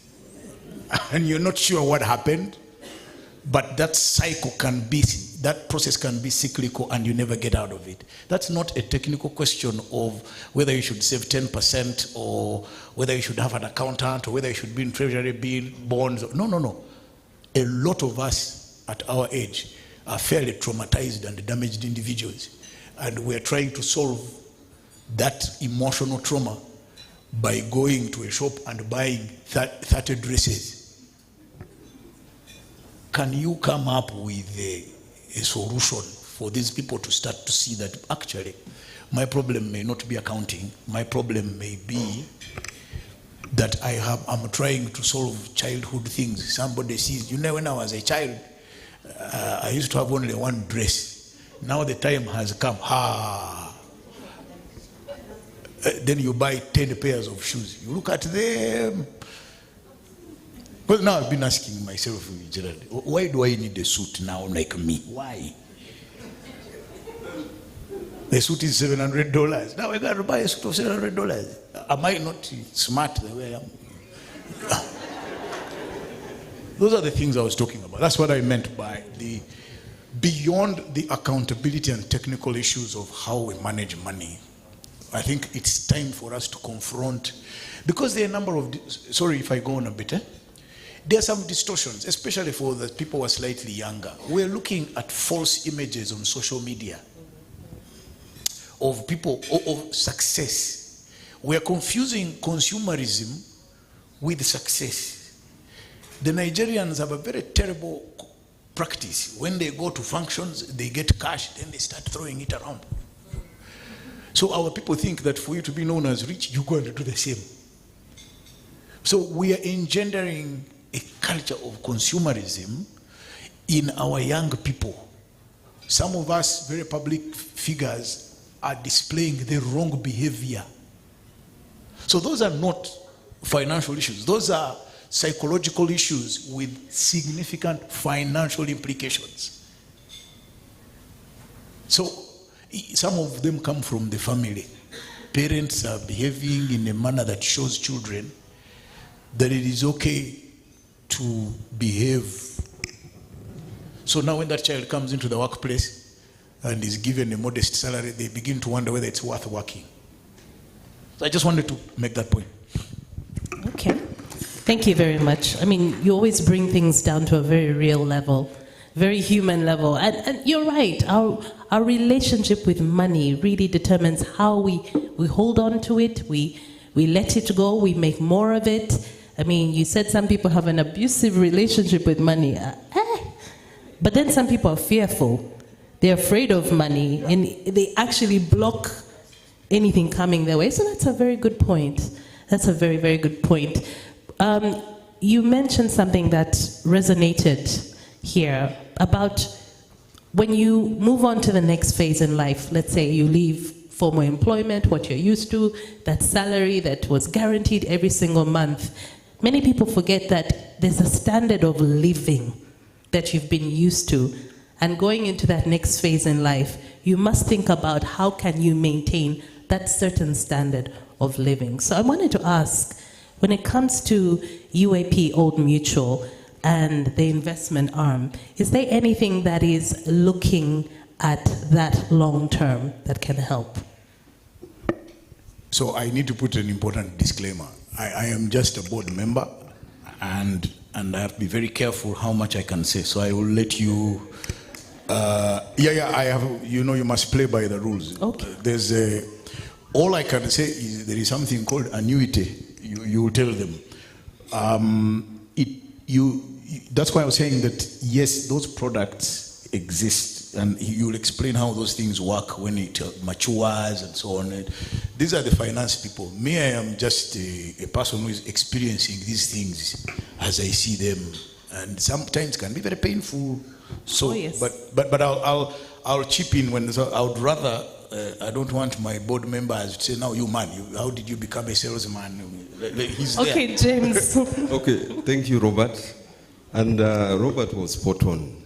We do have products that can allow you earn, and at the same time, you invest your money. The unit trust is one of our flagship products for investment. The returns of the unit trust can actually be used to buy more insurance products, like the Somesa. I know some of you have Somesa, which is meant for school fees. So out of the unit trust interest, you can choose to retain part of it. You can choose to use part of it to finance another product, like a savings product for school fees. I hope that answers it, Crystal. Okay, all right. And I think the unit trust, you have a number. Can you just go into that a bit more? The different types of unit trusts that you have. The unit trust, there are two in kind. We have the shillings unit trust, and we have the dollar unit trust. If you earn in dollars, you don't have to convert your currency to UGX, Uganda shillings. All you need to do is come to us, get your registration forms, and we'll have your account ready. So we transact through the formal financial institutions. So you need to have a bank account, and you deposit these funds onto our bank account. You don't bring cash directly to us. If you did, we would still help you go to the bank and deposit the money. So there are two, but we do have other products, money market products, which are a bit different from the unit trust. Like I said, it's a flagship product amongst many products that we have. So we also have liability covers. If you look at the general side of things, if you own a home and you own, say, some pets like dogs, we've seen videos where dogs, ferocious dogs, attack visitors, attack intruders, and that could have financial implications in terms of treating and looking after the injured people or dead people. So there are liability covers. We have assets, physical assets covers. If you invest your funds into anything, be it a car, you don't have to worry. Just be at peace. Gone are the days where having a car for an asset was a liability. You actually get comprehensive insurance, and with comprehensive, anything that happens to your car, you will be assured of us coming through for you. So things like you'll get involved in a crash and you'll have no money to repair your car, those are addressed by the comprehensive cover. So there are quite a wide array of products that we have for you. Yeah, Krista, I just wanted, I challenged Gerald about this ability to small pay. Maybe let him, I would like to hear his thinking about it, genuinely. Thank you, Robert. I liked the challenge about, us finance professionals coming to forums like this and getting technical. And you're absolutely right that sometimes financial indiscipline is not a function of a cognitive disability or dysfunction. It can actually be emotional. Now, in financial advisory, when you're advising someone, you start off by sending them a questionnaire to kind of understand what kind of person. And as they respond to certain questions, you begin to understand that person, and it will be very clear that either they have a cognitive dysfunction in understanding financing and investment, or their issues are largely emotional. When you discover that that person is skewed towards the emotional thinking in terms of their financing or saving, it is difficult to administer a lecture to such a person. So this sort of discussion, not so that kind of person. But actually, the best way is to even start. What we did at the fund, when we started doing financial literacy as a service, we knew it was not our core mandate. But we needed to have the conversation because, Crystal, you recall, we did Friends with Benefits. And that program, was for us humbling because not many people were actually utilizing the money they were getting with NSSF. And yet, to many people, it was their single largest saving. So what we are going to do in terms of extending this awareness to the level that Robert is challenging us to do is to go a step higher, to kind of customize it. We are seated at the fund on a lot of data. We are going to try and work with our data analytics team to kind of get to know someone better, such that by the time you get to 50 or 45 or 55, a team can sit with you and propose solutions, such that you do not wait for that uncertain time. In fact, we're even pleasantly pleased that people still have a lot of faith in us to the extent that they are willing to leave money with us, but it is something we cannot take for granted. So the direct response to Robert is that yes, we understand it is a challenge. It is not something that we can fix today, but we are working on it. Okay, thank you so much for that. I mean, the Friends with Benefits show really was eye-opening for us as a nation. You're like, what? He did what? She did what?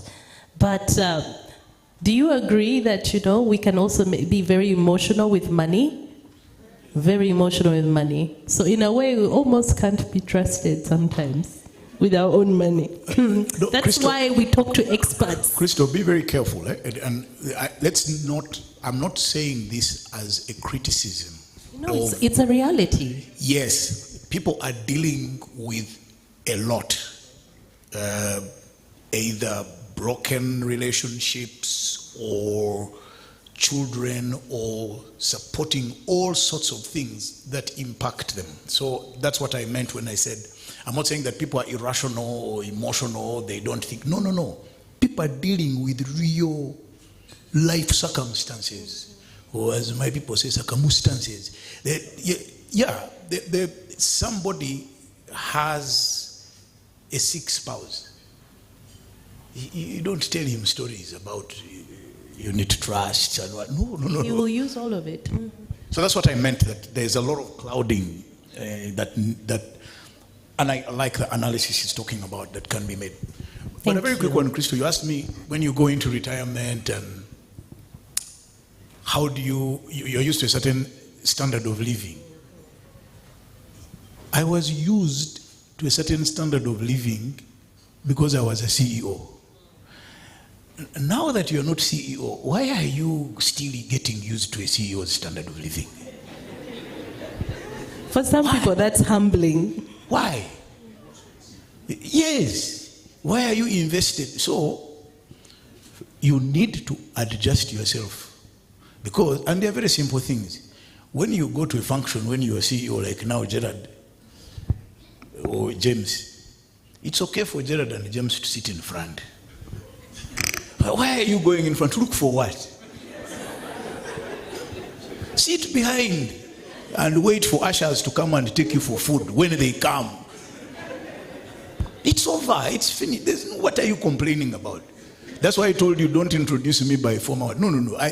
That status changes. So don't try to get your money from NSSF to maintain a certain living standard because you are CFO. No, you are not CFO anymore. You are nothing. So start being nothing in your life. Who cares? No one cares whether, like me, you are wearing socks or not and they cost 20. It doesn't matter. Move on. Buy a $20 t-shirt. Forget about for what now? What is the problem? I'm here with you. We are here with you. Thank you. I mean, that is a reminder. Life is constantly changing. We are constantly changing.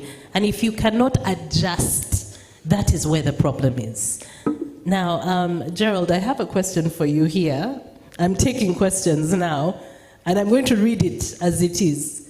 Gerald, you are an investment guru. Where can we invest our retirement money?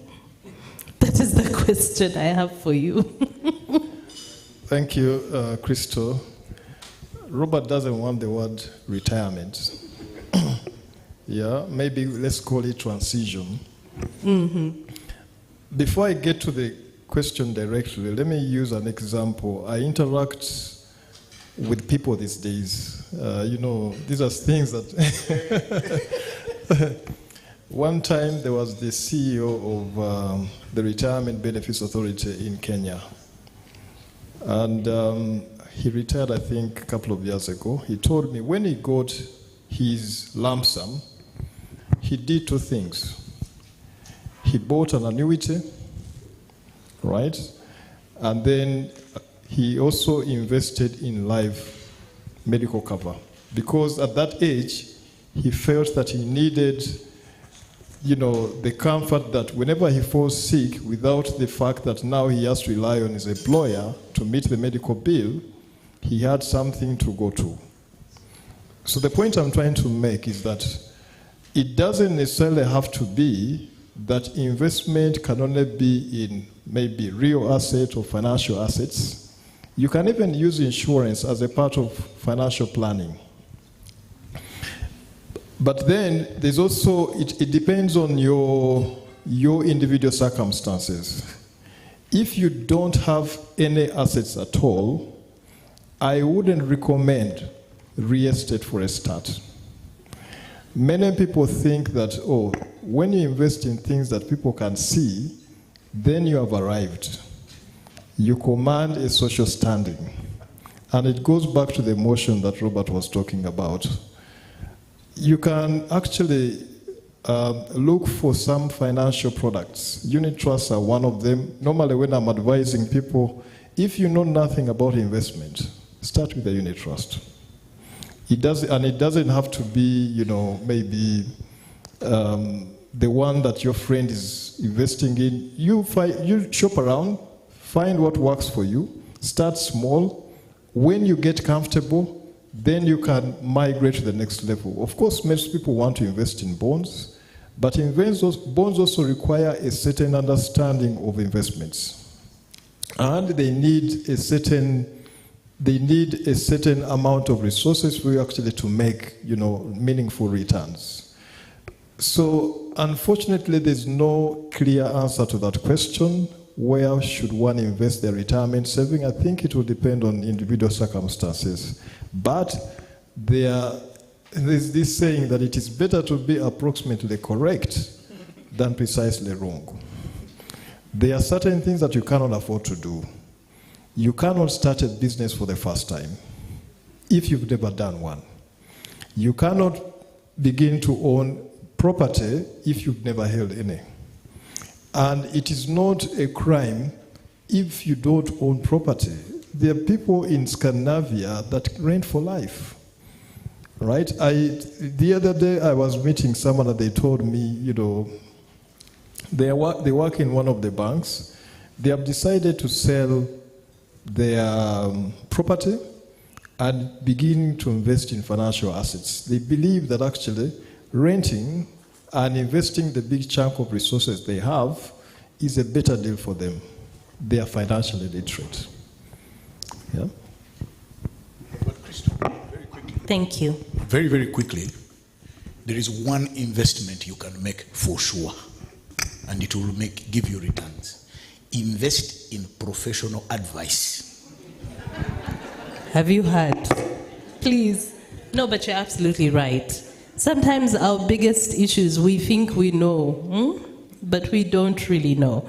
Now, I've picked up your questions. I'm going to start with the ones that I have now, and hopefully we can do as many as possible.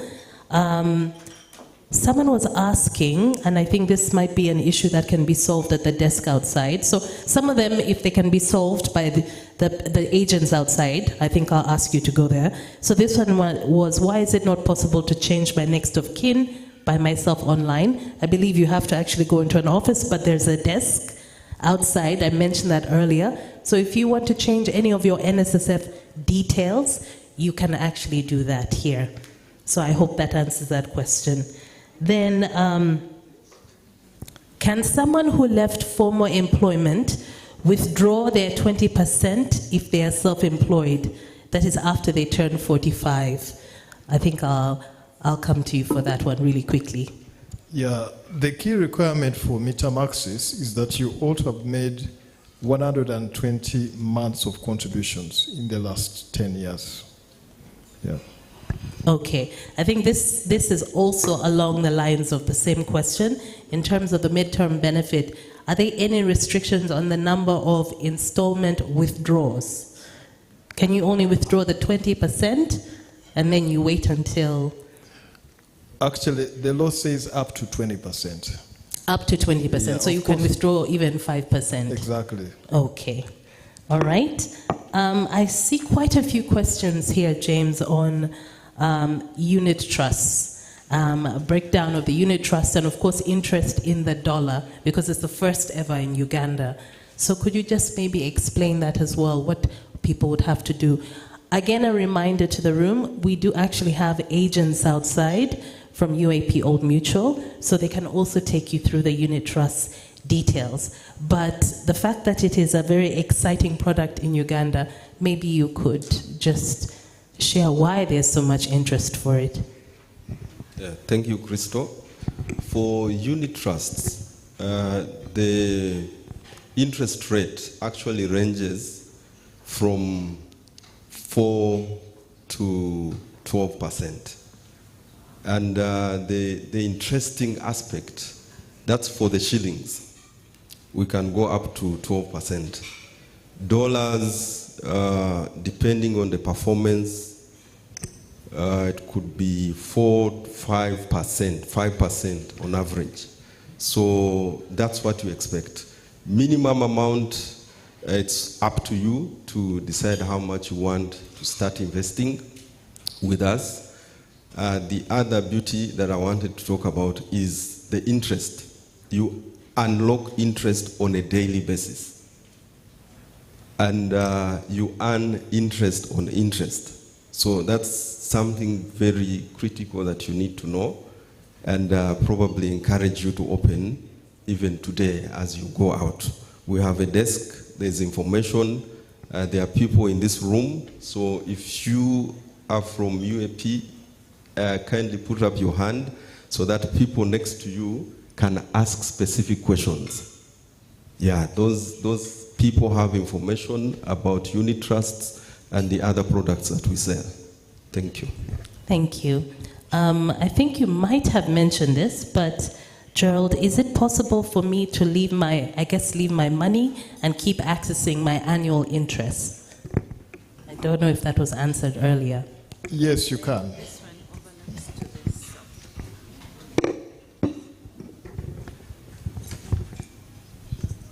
Bear with me as I'm going through your questions, please. Okay.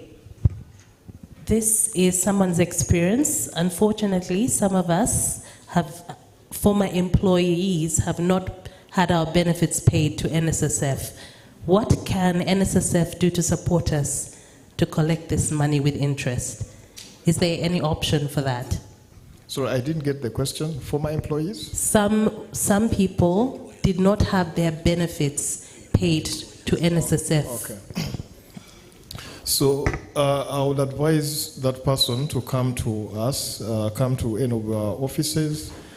We recently launched or had a whistleblowers campaign. There are so many people in that category.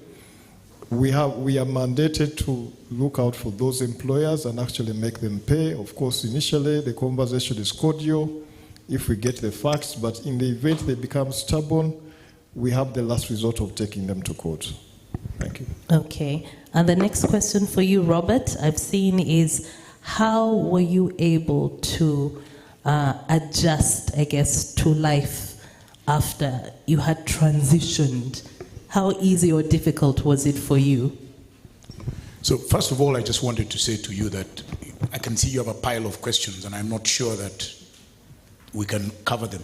My proposal would be that appeal to people who submitted their questions is please put your contact, both WhatsApp and email, and then you will start, I'm sure between James and Gerald, they can arrange a specific response from their different organizations. Why is that important? Because then you will have started a personal relationship with them. So you can always go back to them and you'll get more advice. So let this not just be questions about being here, but I urge you, if you can retrieve your question or come to Chris or any of the people and say, I ask this question, these are my details, can I be answered directly? It begins, the fact that you took time to come here, it means you're really interested in being engaged. And please engage these people. That's actually why they're paid. They're not doing you a favor. They're paid to do this, and it's good for you to engage them. So, how did I manage? That's why I go back to, a lot of this stuff, by the way, is, again, I may sound a bit like a motivational speaker, which I hope I am not. It's figuring out who you are and what you do. Now, I took to mountain climbing purely by accident and my natural spirit for adventure. And along the way, I was reminded of a very, very powerful lesson of life. In the process of climbing a mountain, you get to some really dangerous places, or your effort just can't help you. You ask for help from people you didn't ever think you would ask for help from. Now I'll tell you, on Kilimanjaro, one of our guides was deaf, mute, and only communicated by WhatsApp. Now there is one thing that happens to you when there is snow and sunshine. You actually get blinded. Now this guy was blinded, and yet he had to walk 10 kilometers to the near of dangerous terrain to get, actually more than 10, to get to where there's help. And I watched our lead guide, this guy was a porter, held him by the hand and walked with him all the way. There's someone who has done that with me on Kilimanjaro. She's seated right there, so she knows. Evelyn is, by the way, are you doing Kampala, Entebbe? Sunday? Okay, good. We have this hobby where we run from Kampala to Entebbe for no reason. We just go. But the most interesting thing about that story is that this guy was aided. He was held until the end. And then, when we reached the camp, we asked him, so now, he said no, because after you clear up, you start seeing after like maybe 2-3 days. This guy told us he was going to go back to work as a porter on the mountain, because if he doesn't work, his family has no money to eat. So, you must face your reality. You will need to ask for help from places your ego would never allow you to ask for help. One of the things was I had been a provider in the home for like 20 years. And now I have to sit with madam and say, you know, can you, a few things. You swallow some pride, and it is not easy for men, but women, but for us, so there are things you have to accept, one of which is facing your reality, and things will end.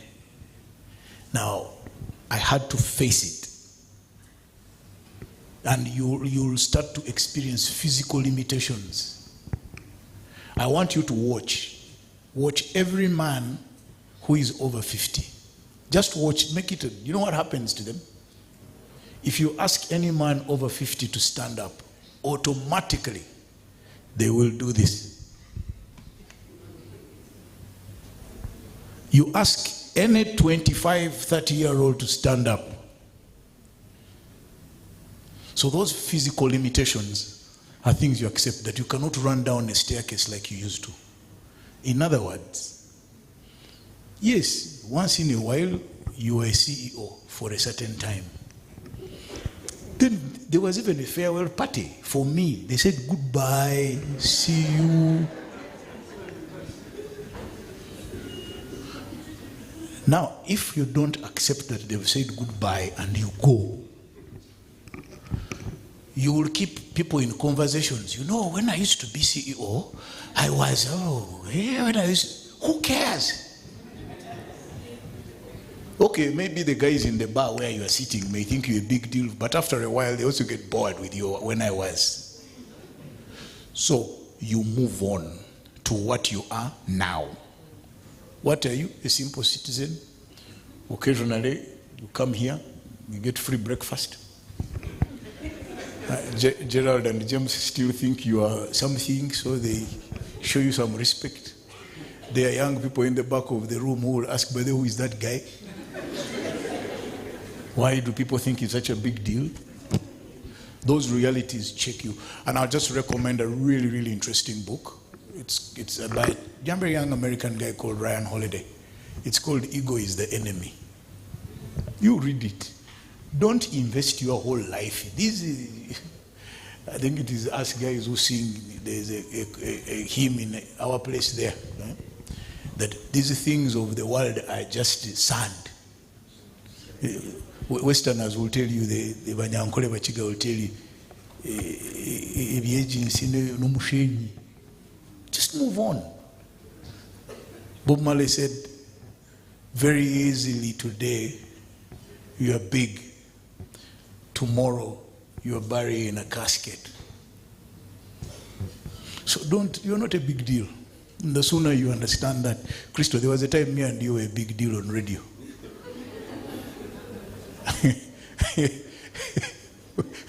Who cares? This guy says, people ask me, you mean you were once on radio? And I'm like, yeah, and I was really big. Hey, okay. What next? Who is on NBS? So please, when you leave your job, adjust very quickly. Very, very quickly. And there are simple things you can do to adjust. Change your dress code. Don't insist on dressing as if you're going to work. Calm down. If you were having a snack at 10:30 a.m. because they bring sumbusa to your office, now stop. Lunch, if you are eating buffet, now adjust. Portion of beans is fine. What matters is a full stomach, not the food. When you used to go in the evening in the bar and you blacken the table. Now you wait for those who are coming to blacken. Because when they see you, hey, Kaushenga, do you want a drink here? You have something on me. Yeah, you take. Why are you competing with them? If members are tithing 10 million, you put your 20K quietly and you go home. Even God is seeing. He knows that the means are limited. He will understand. Because that's what then forces you to rush to Gerald and cash in what you had, because you are still trying to maintain standards. All right. And James, you cancel your annuity. Like I told you, this khaki trousers, polo shirt, all together here I'm at like $70. But you're all seated there listening to me. That we are. Thank you, Robert. Ladies and gentlemen, there's so many questions, but many of them are just the same. They're asking about the unit trust funds. So I'm going to again just ask that you visit the agents right outside the room. I'll make sure that they come to you so all the questions you have will be answered. I don't want to keep you here too long, so I think I'll just take 2 more questions and also just maybe read out an interesting request for NSSF. Let me share this. As a woman who's trying to conceive, is it possible to take out some money to cover fertility treatments, which are very expensive? Can you look into that? So that is essentially a request. And then, as a parent, is it possible to save for minors?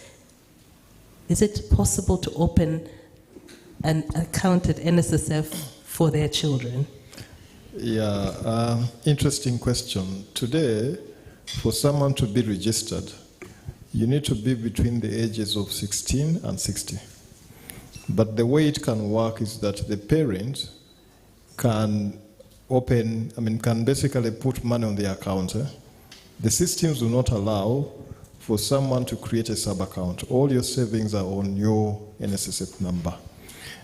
But we are having that conversation with our bosses, with the relevant ministries, to ensure that we bring on board as many people as we can.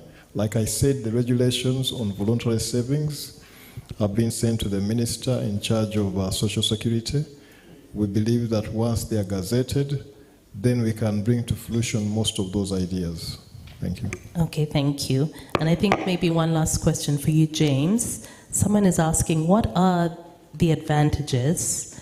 What advantages does an individual investing in UAP have over one investing in government securities directly? Quite a number of advantages that we have as a private entity. We look at maximizing value for our customers. So the interest that you get is not fixed. If the markets, like I earlier said, perform well, you can earn as much as we are able to get. So there is flexibility, there is, in terms of increasing your earnings, there's also flexibility in terms of making better investment decisions when they arise. If you look at the unit trust, it's not for a fixed term.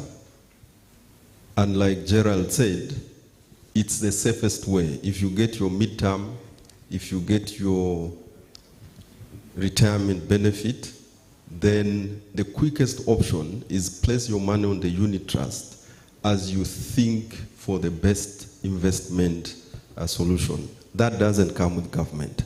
I think that sets us apart. Thank you. Maybe I can add. Yes, please. Yeah, so when you invest in a bond, you're investing either to get a coupon because it pays a coupon every 6 months, and for it to be redeemed such that maybe you bought it at a discount, you get back more money that you put in. That's one thing. But it doesn't follow that if you bought a 20-year bond, you have to wait it out for 20 years. Right? Actually, you can sell, depending on the level of interest rates in the country, you can sell and make a profit. So to many people who understand, and maybe to Robert's point, financial advice, you can buy a 20-year bond. When the interest rates come down, you sell, make a profit, you buy again, right? But the advantage of a unit trust is that if you want to exit, today if I give you my money and I want it next week, I'll get it back with interest.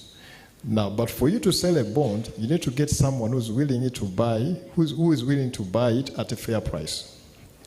Now, normally it may not happen, or you might have to take a heavy discount for you to sell.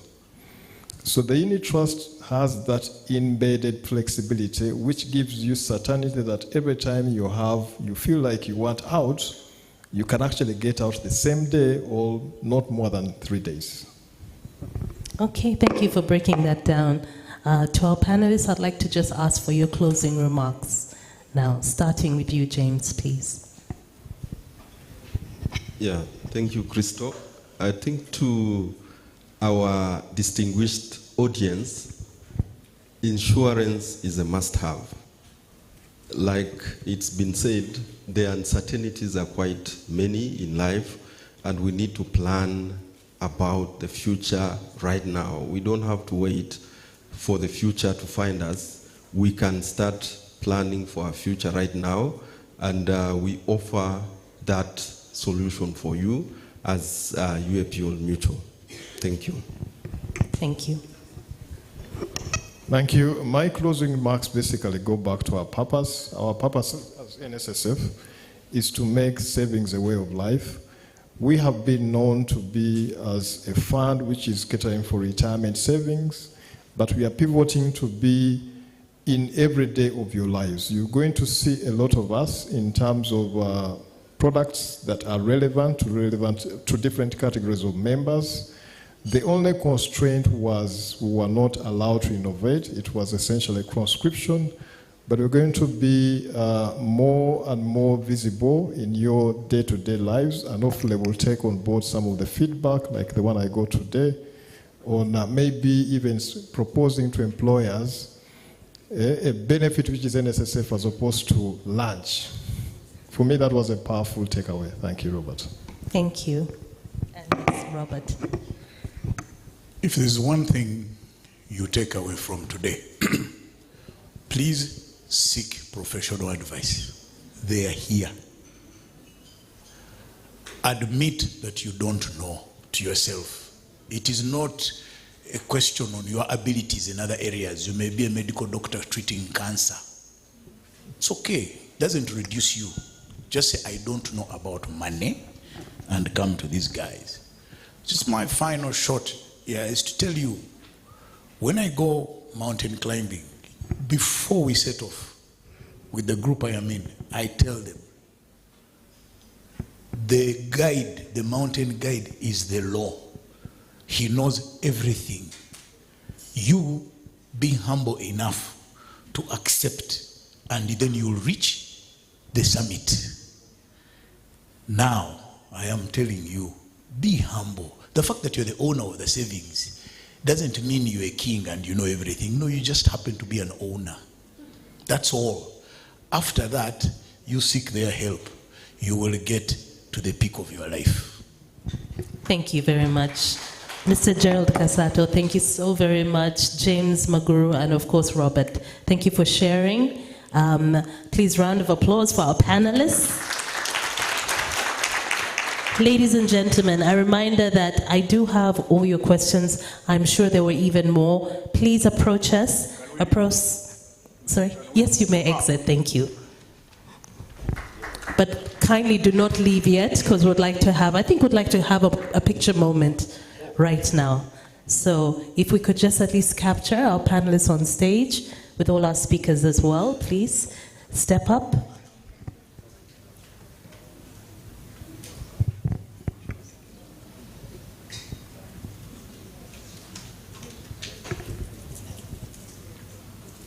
Our ladies on stage, thank you. Did someone say quality? Who was that? Oh, okay. Okay. Okay. Be in the middle. Then the tall guys on either side, then I'll be in between the ladies and swirl. That is very strategic. We've seen what you've done. Big smiles. Round of applause for them, ladies and gentlemen. Thank you so much.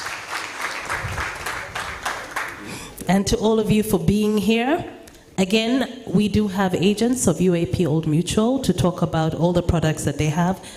There's so much interest in the unit trust funds.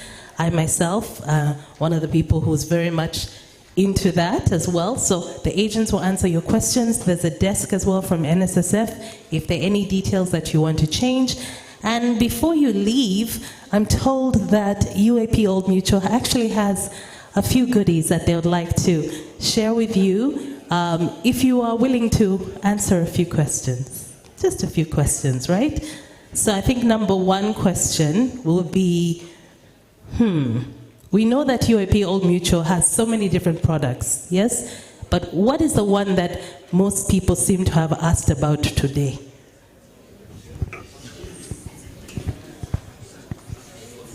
A unit trust.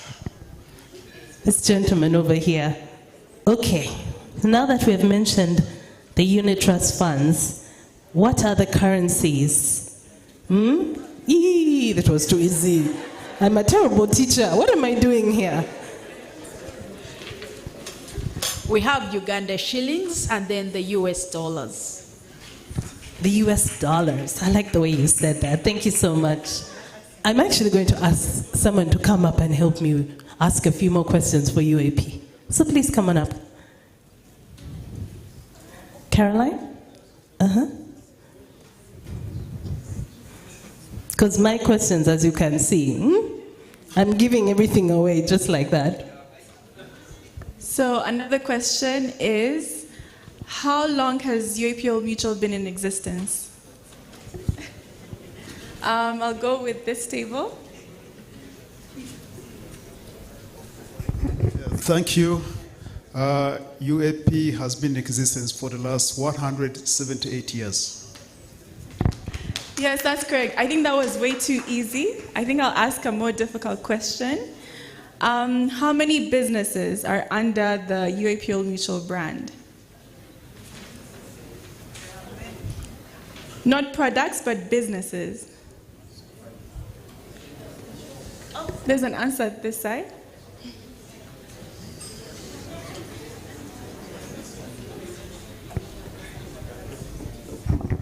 You provide health services. You asked for one.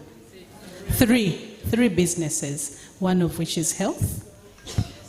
Thank you for your answer, but that is wrong. Someone said many. Someone said many. Is that an answer?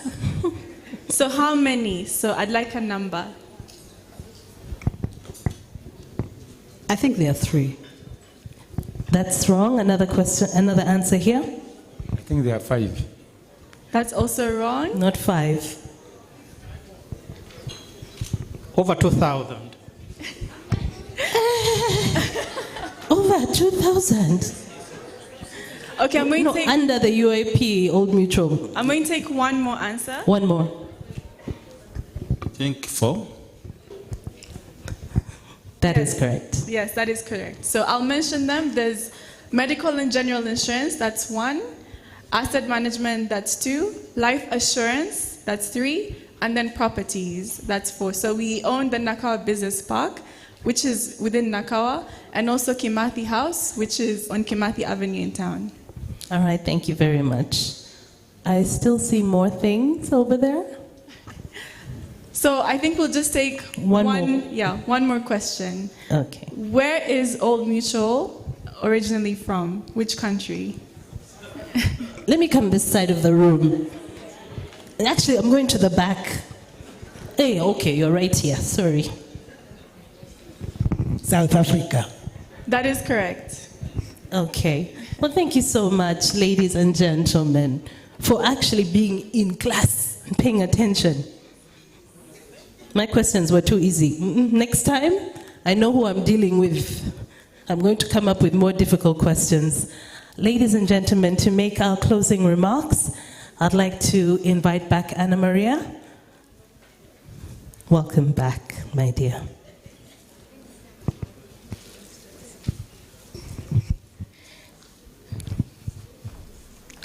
Thank you so much, ladies and gentlemen.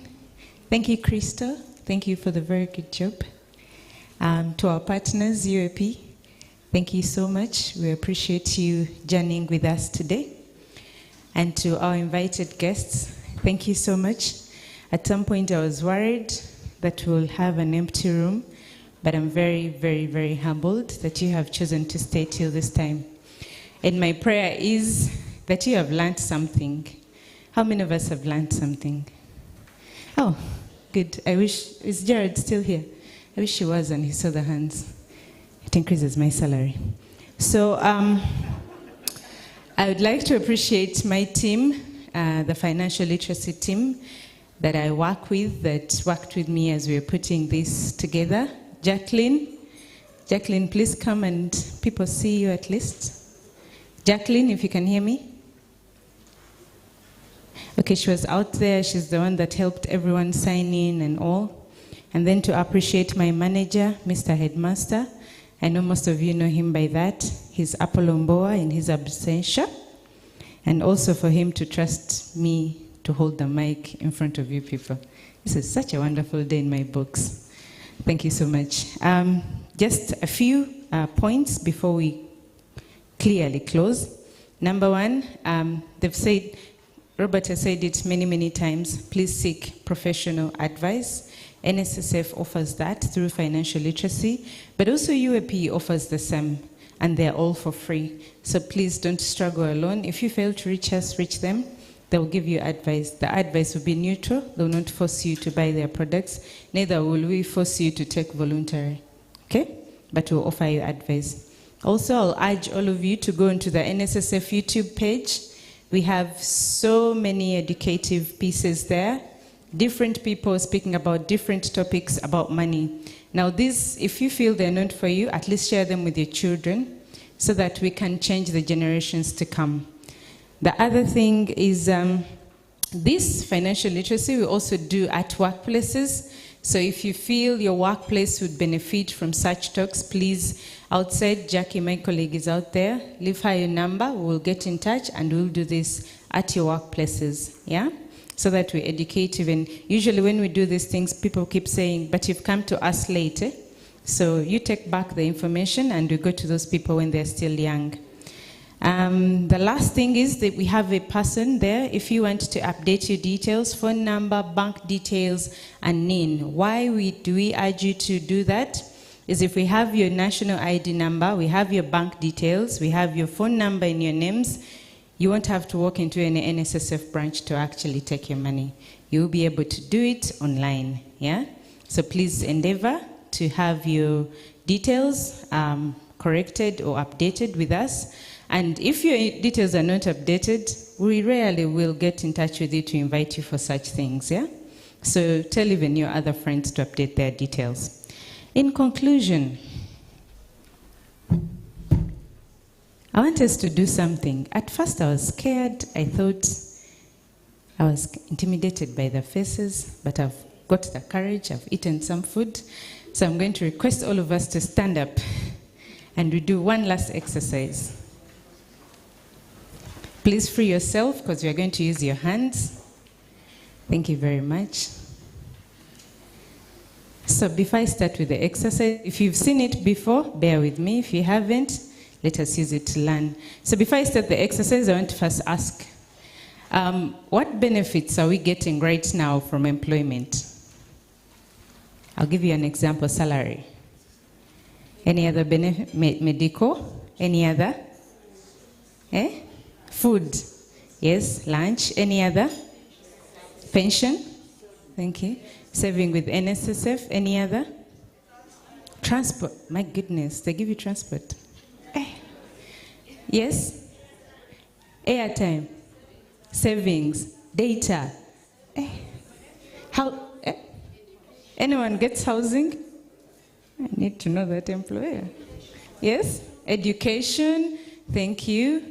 Anything else? Connections? Okay. So, we are going to say here. When I put my hand here, you say here. And you also do.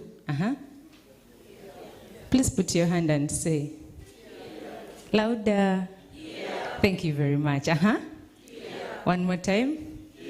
When I put it up there, you say there. Okay. So there's a difference. Can anyone tell us the difference? Here and there. What is the difference? Eh? Yes, please.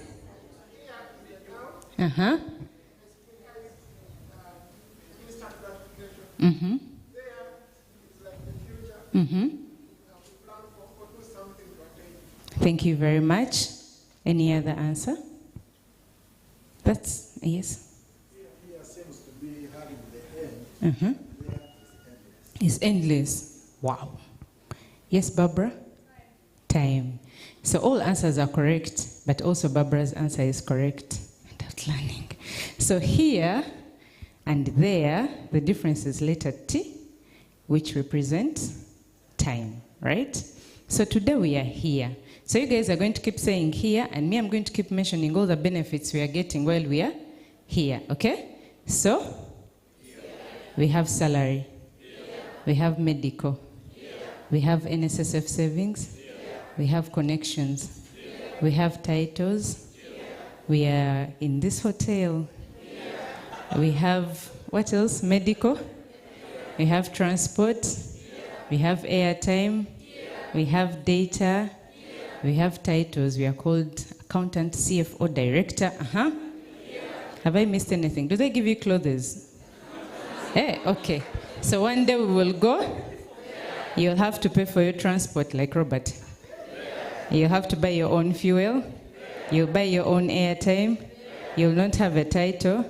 You'll have no salary unless you've worked for it. What else do they take away? The medical card goes. Your ID goes. Robert has told you stop wearing suits. So what are you doing while you are?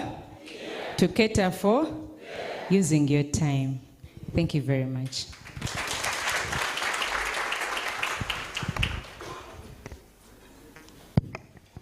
Thank you very much. Nice way to just bring it all into perspective. Anna Maria Sanyu from NSSF Uganda. Did I say 3 S's? NSSF Uganda. Good. Please, round of applause for her. And ladies and gentlemen, I don't have much more to add, but just to say thank you for coming. Thank you for sharing today. Thank you for being open to this conversation. And I am Crystal Newman. Enjoy the rest of your day. And please, it's your birthday today.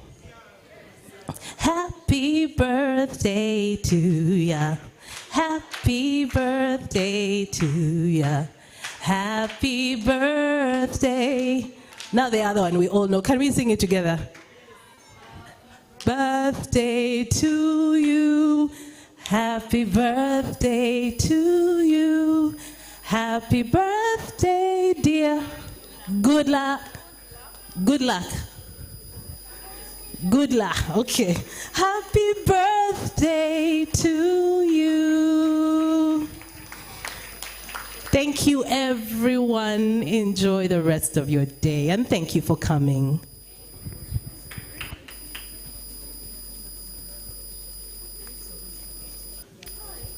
If anyone would like to take some pictures right now, please feel free.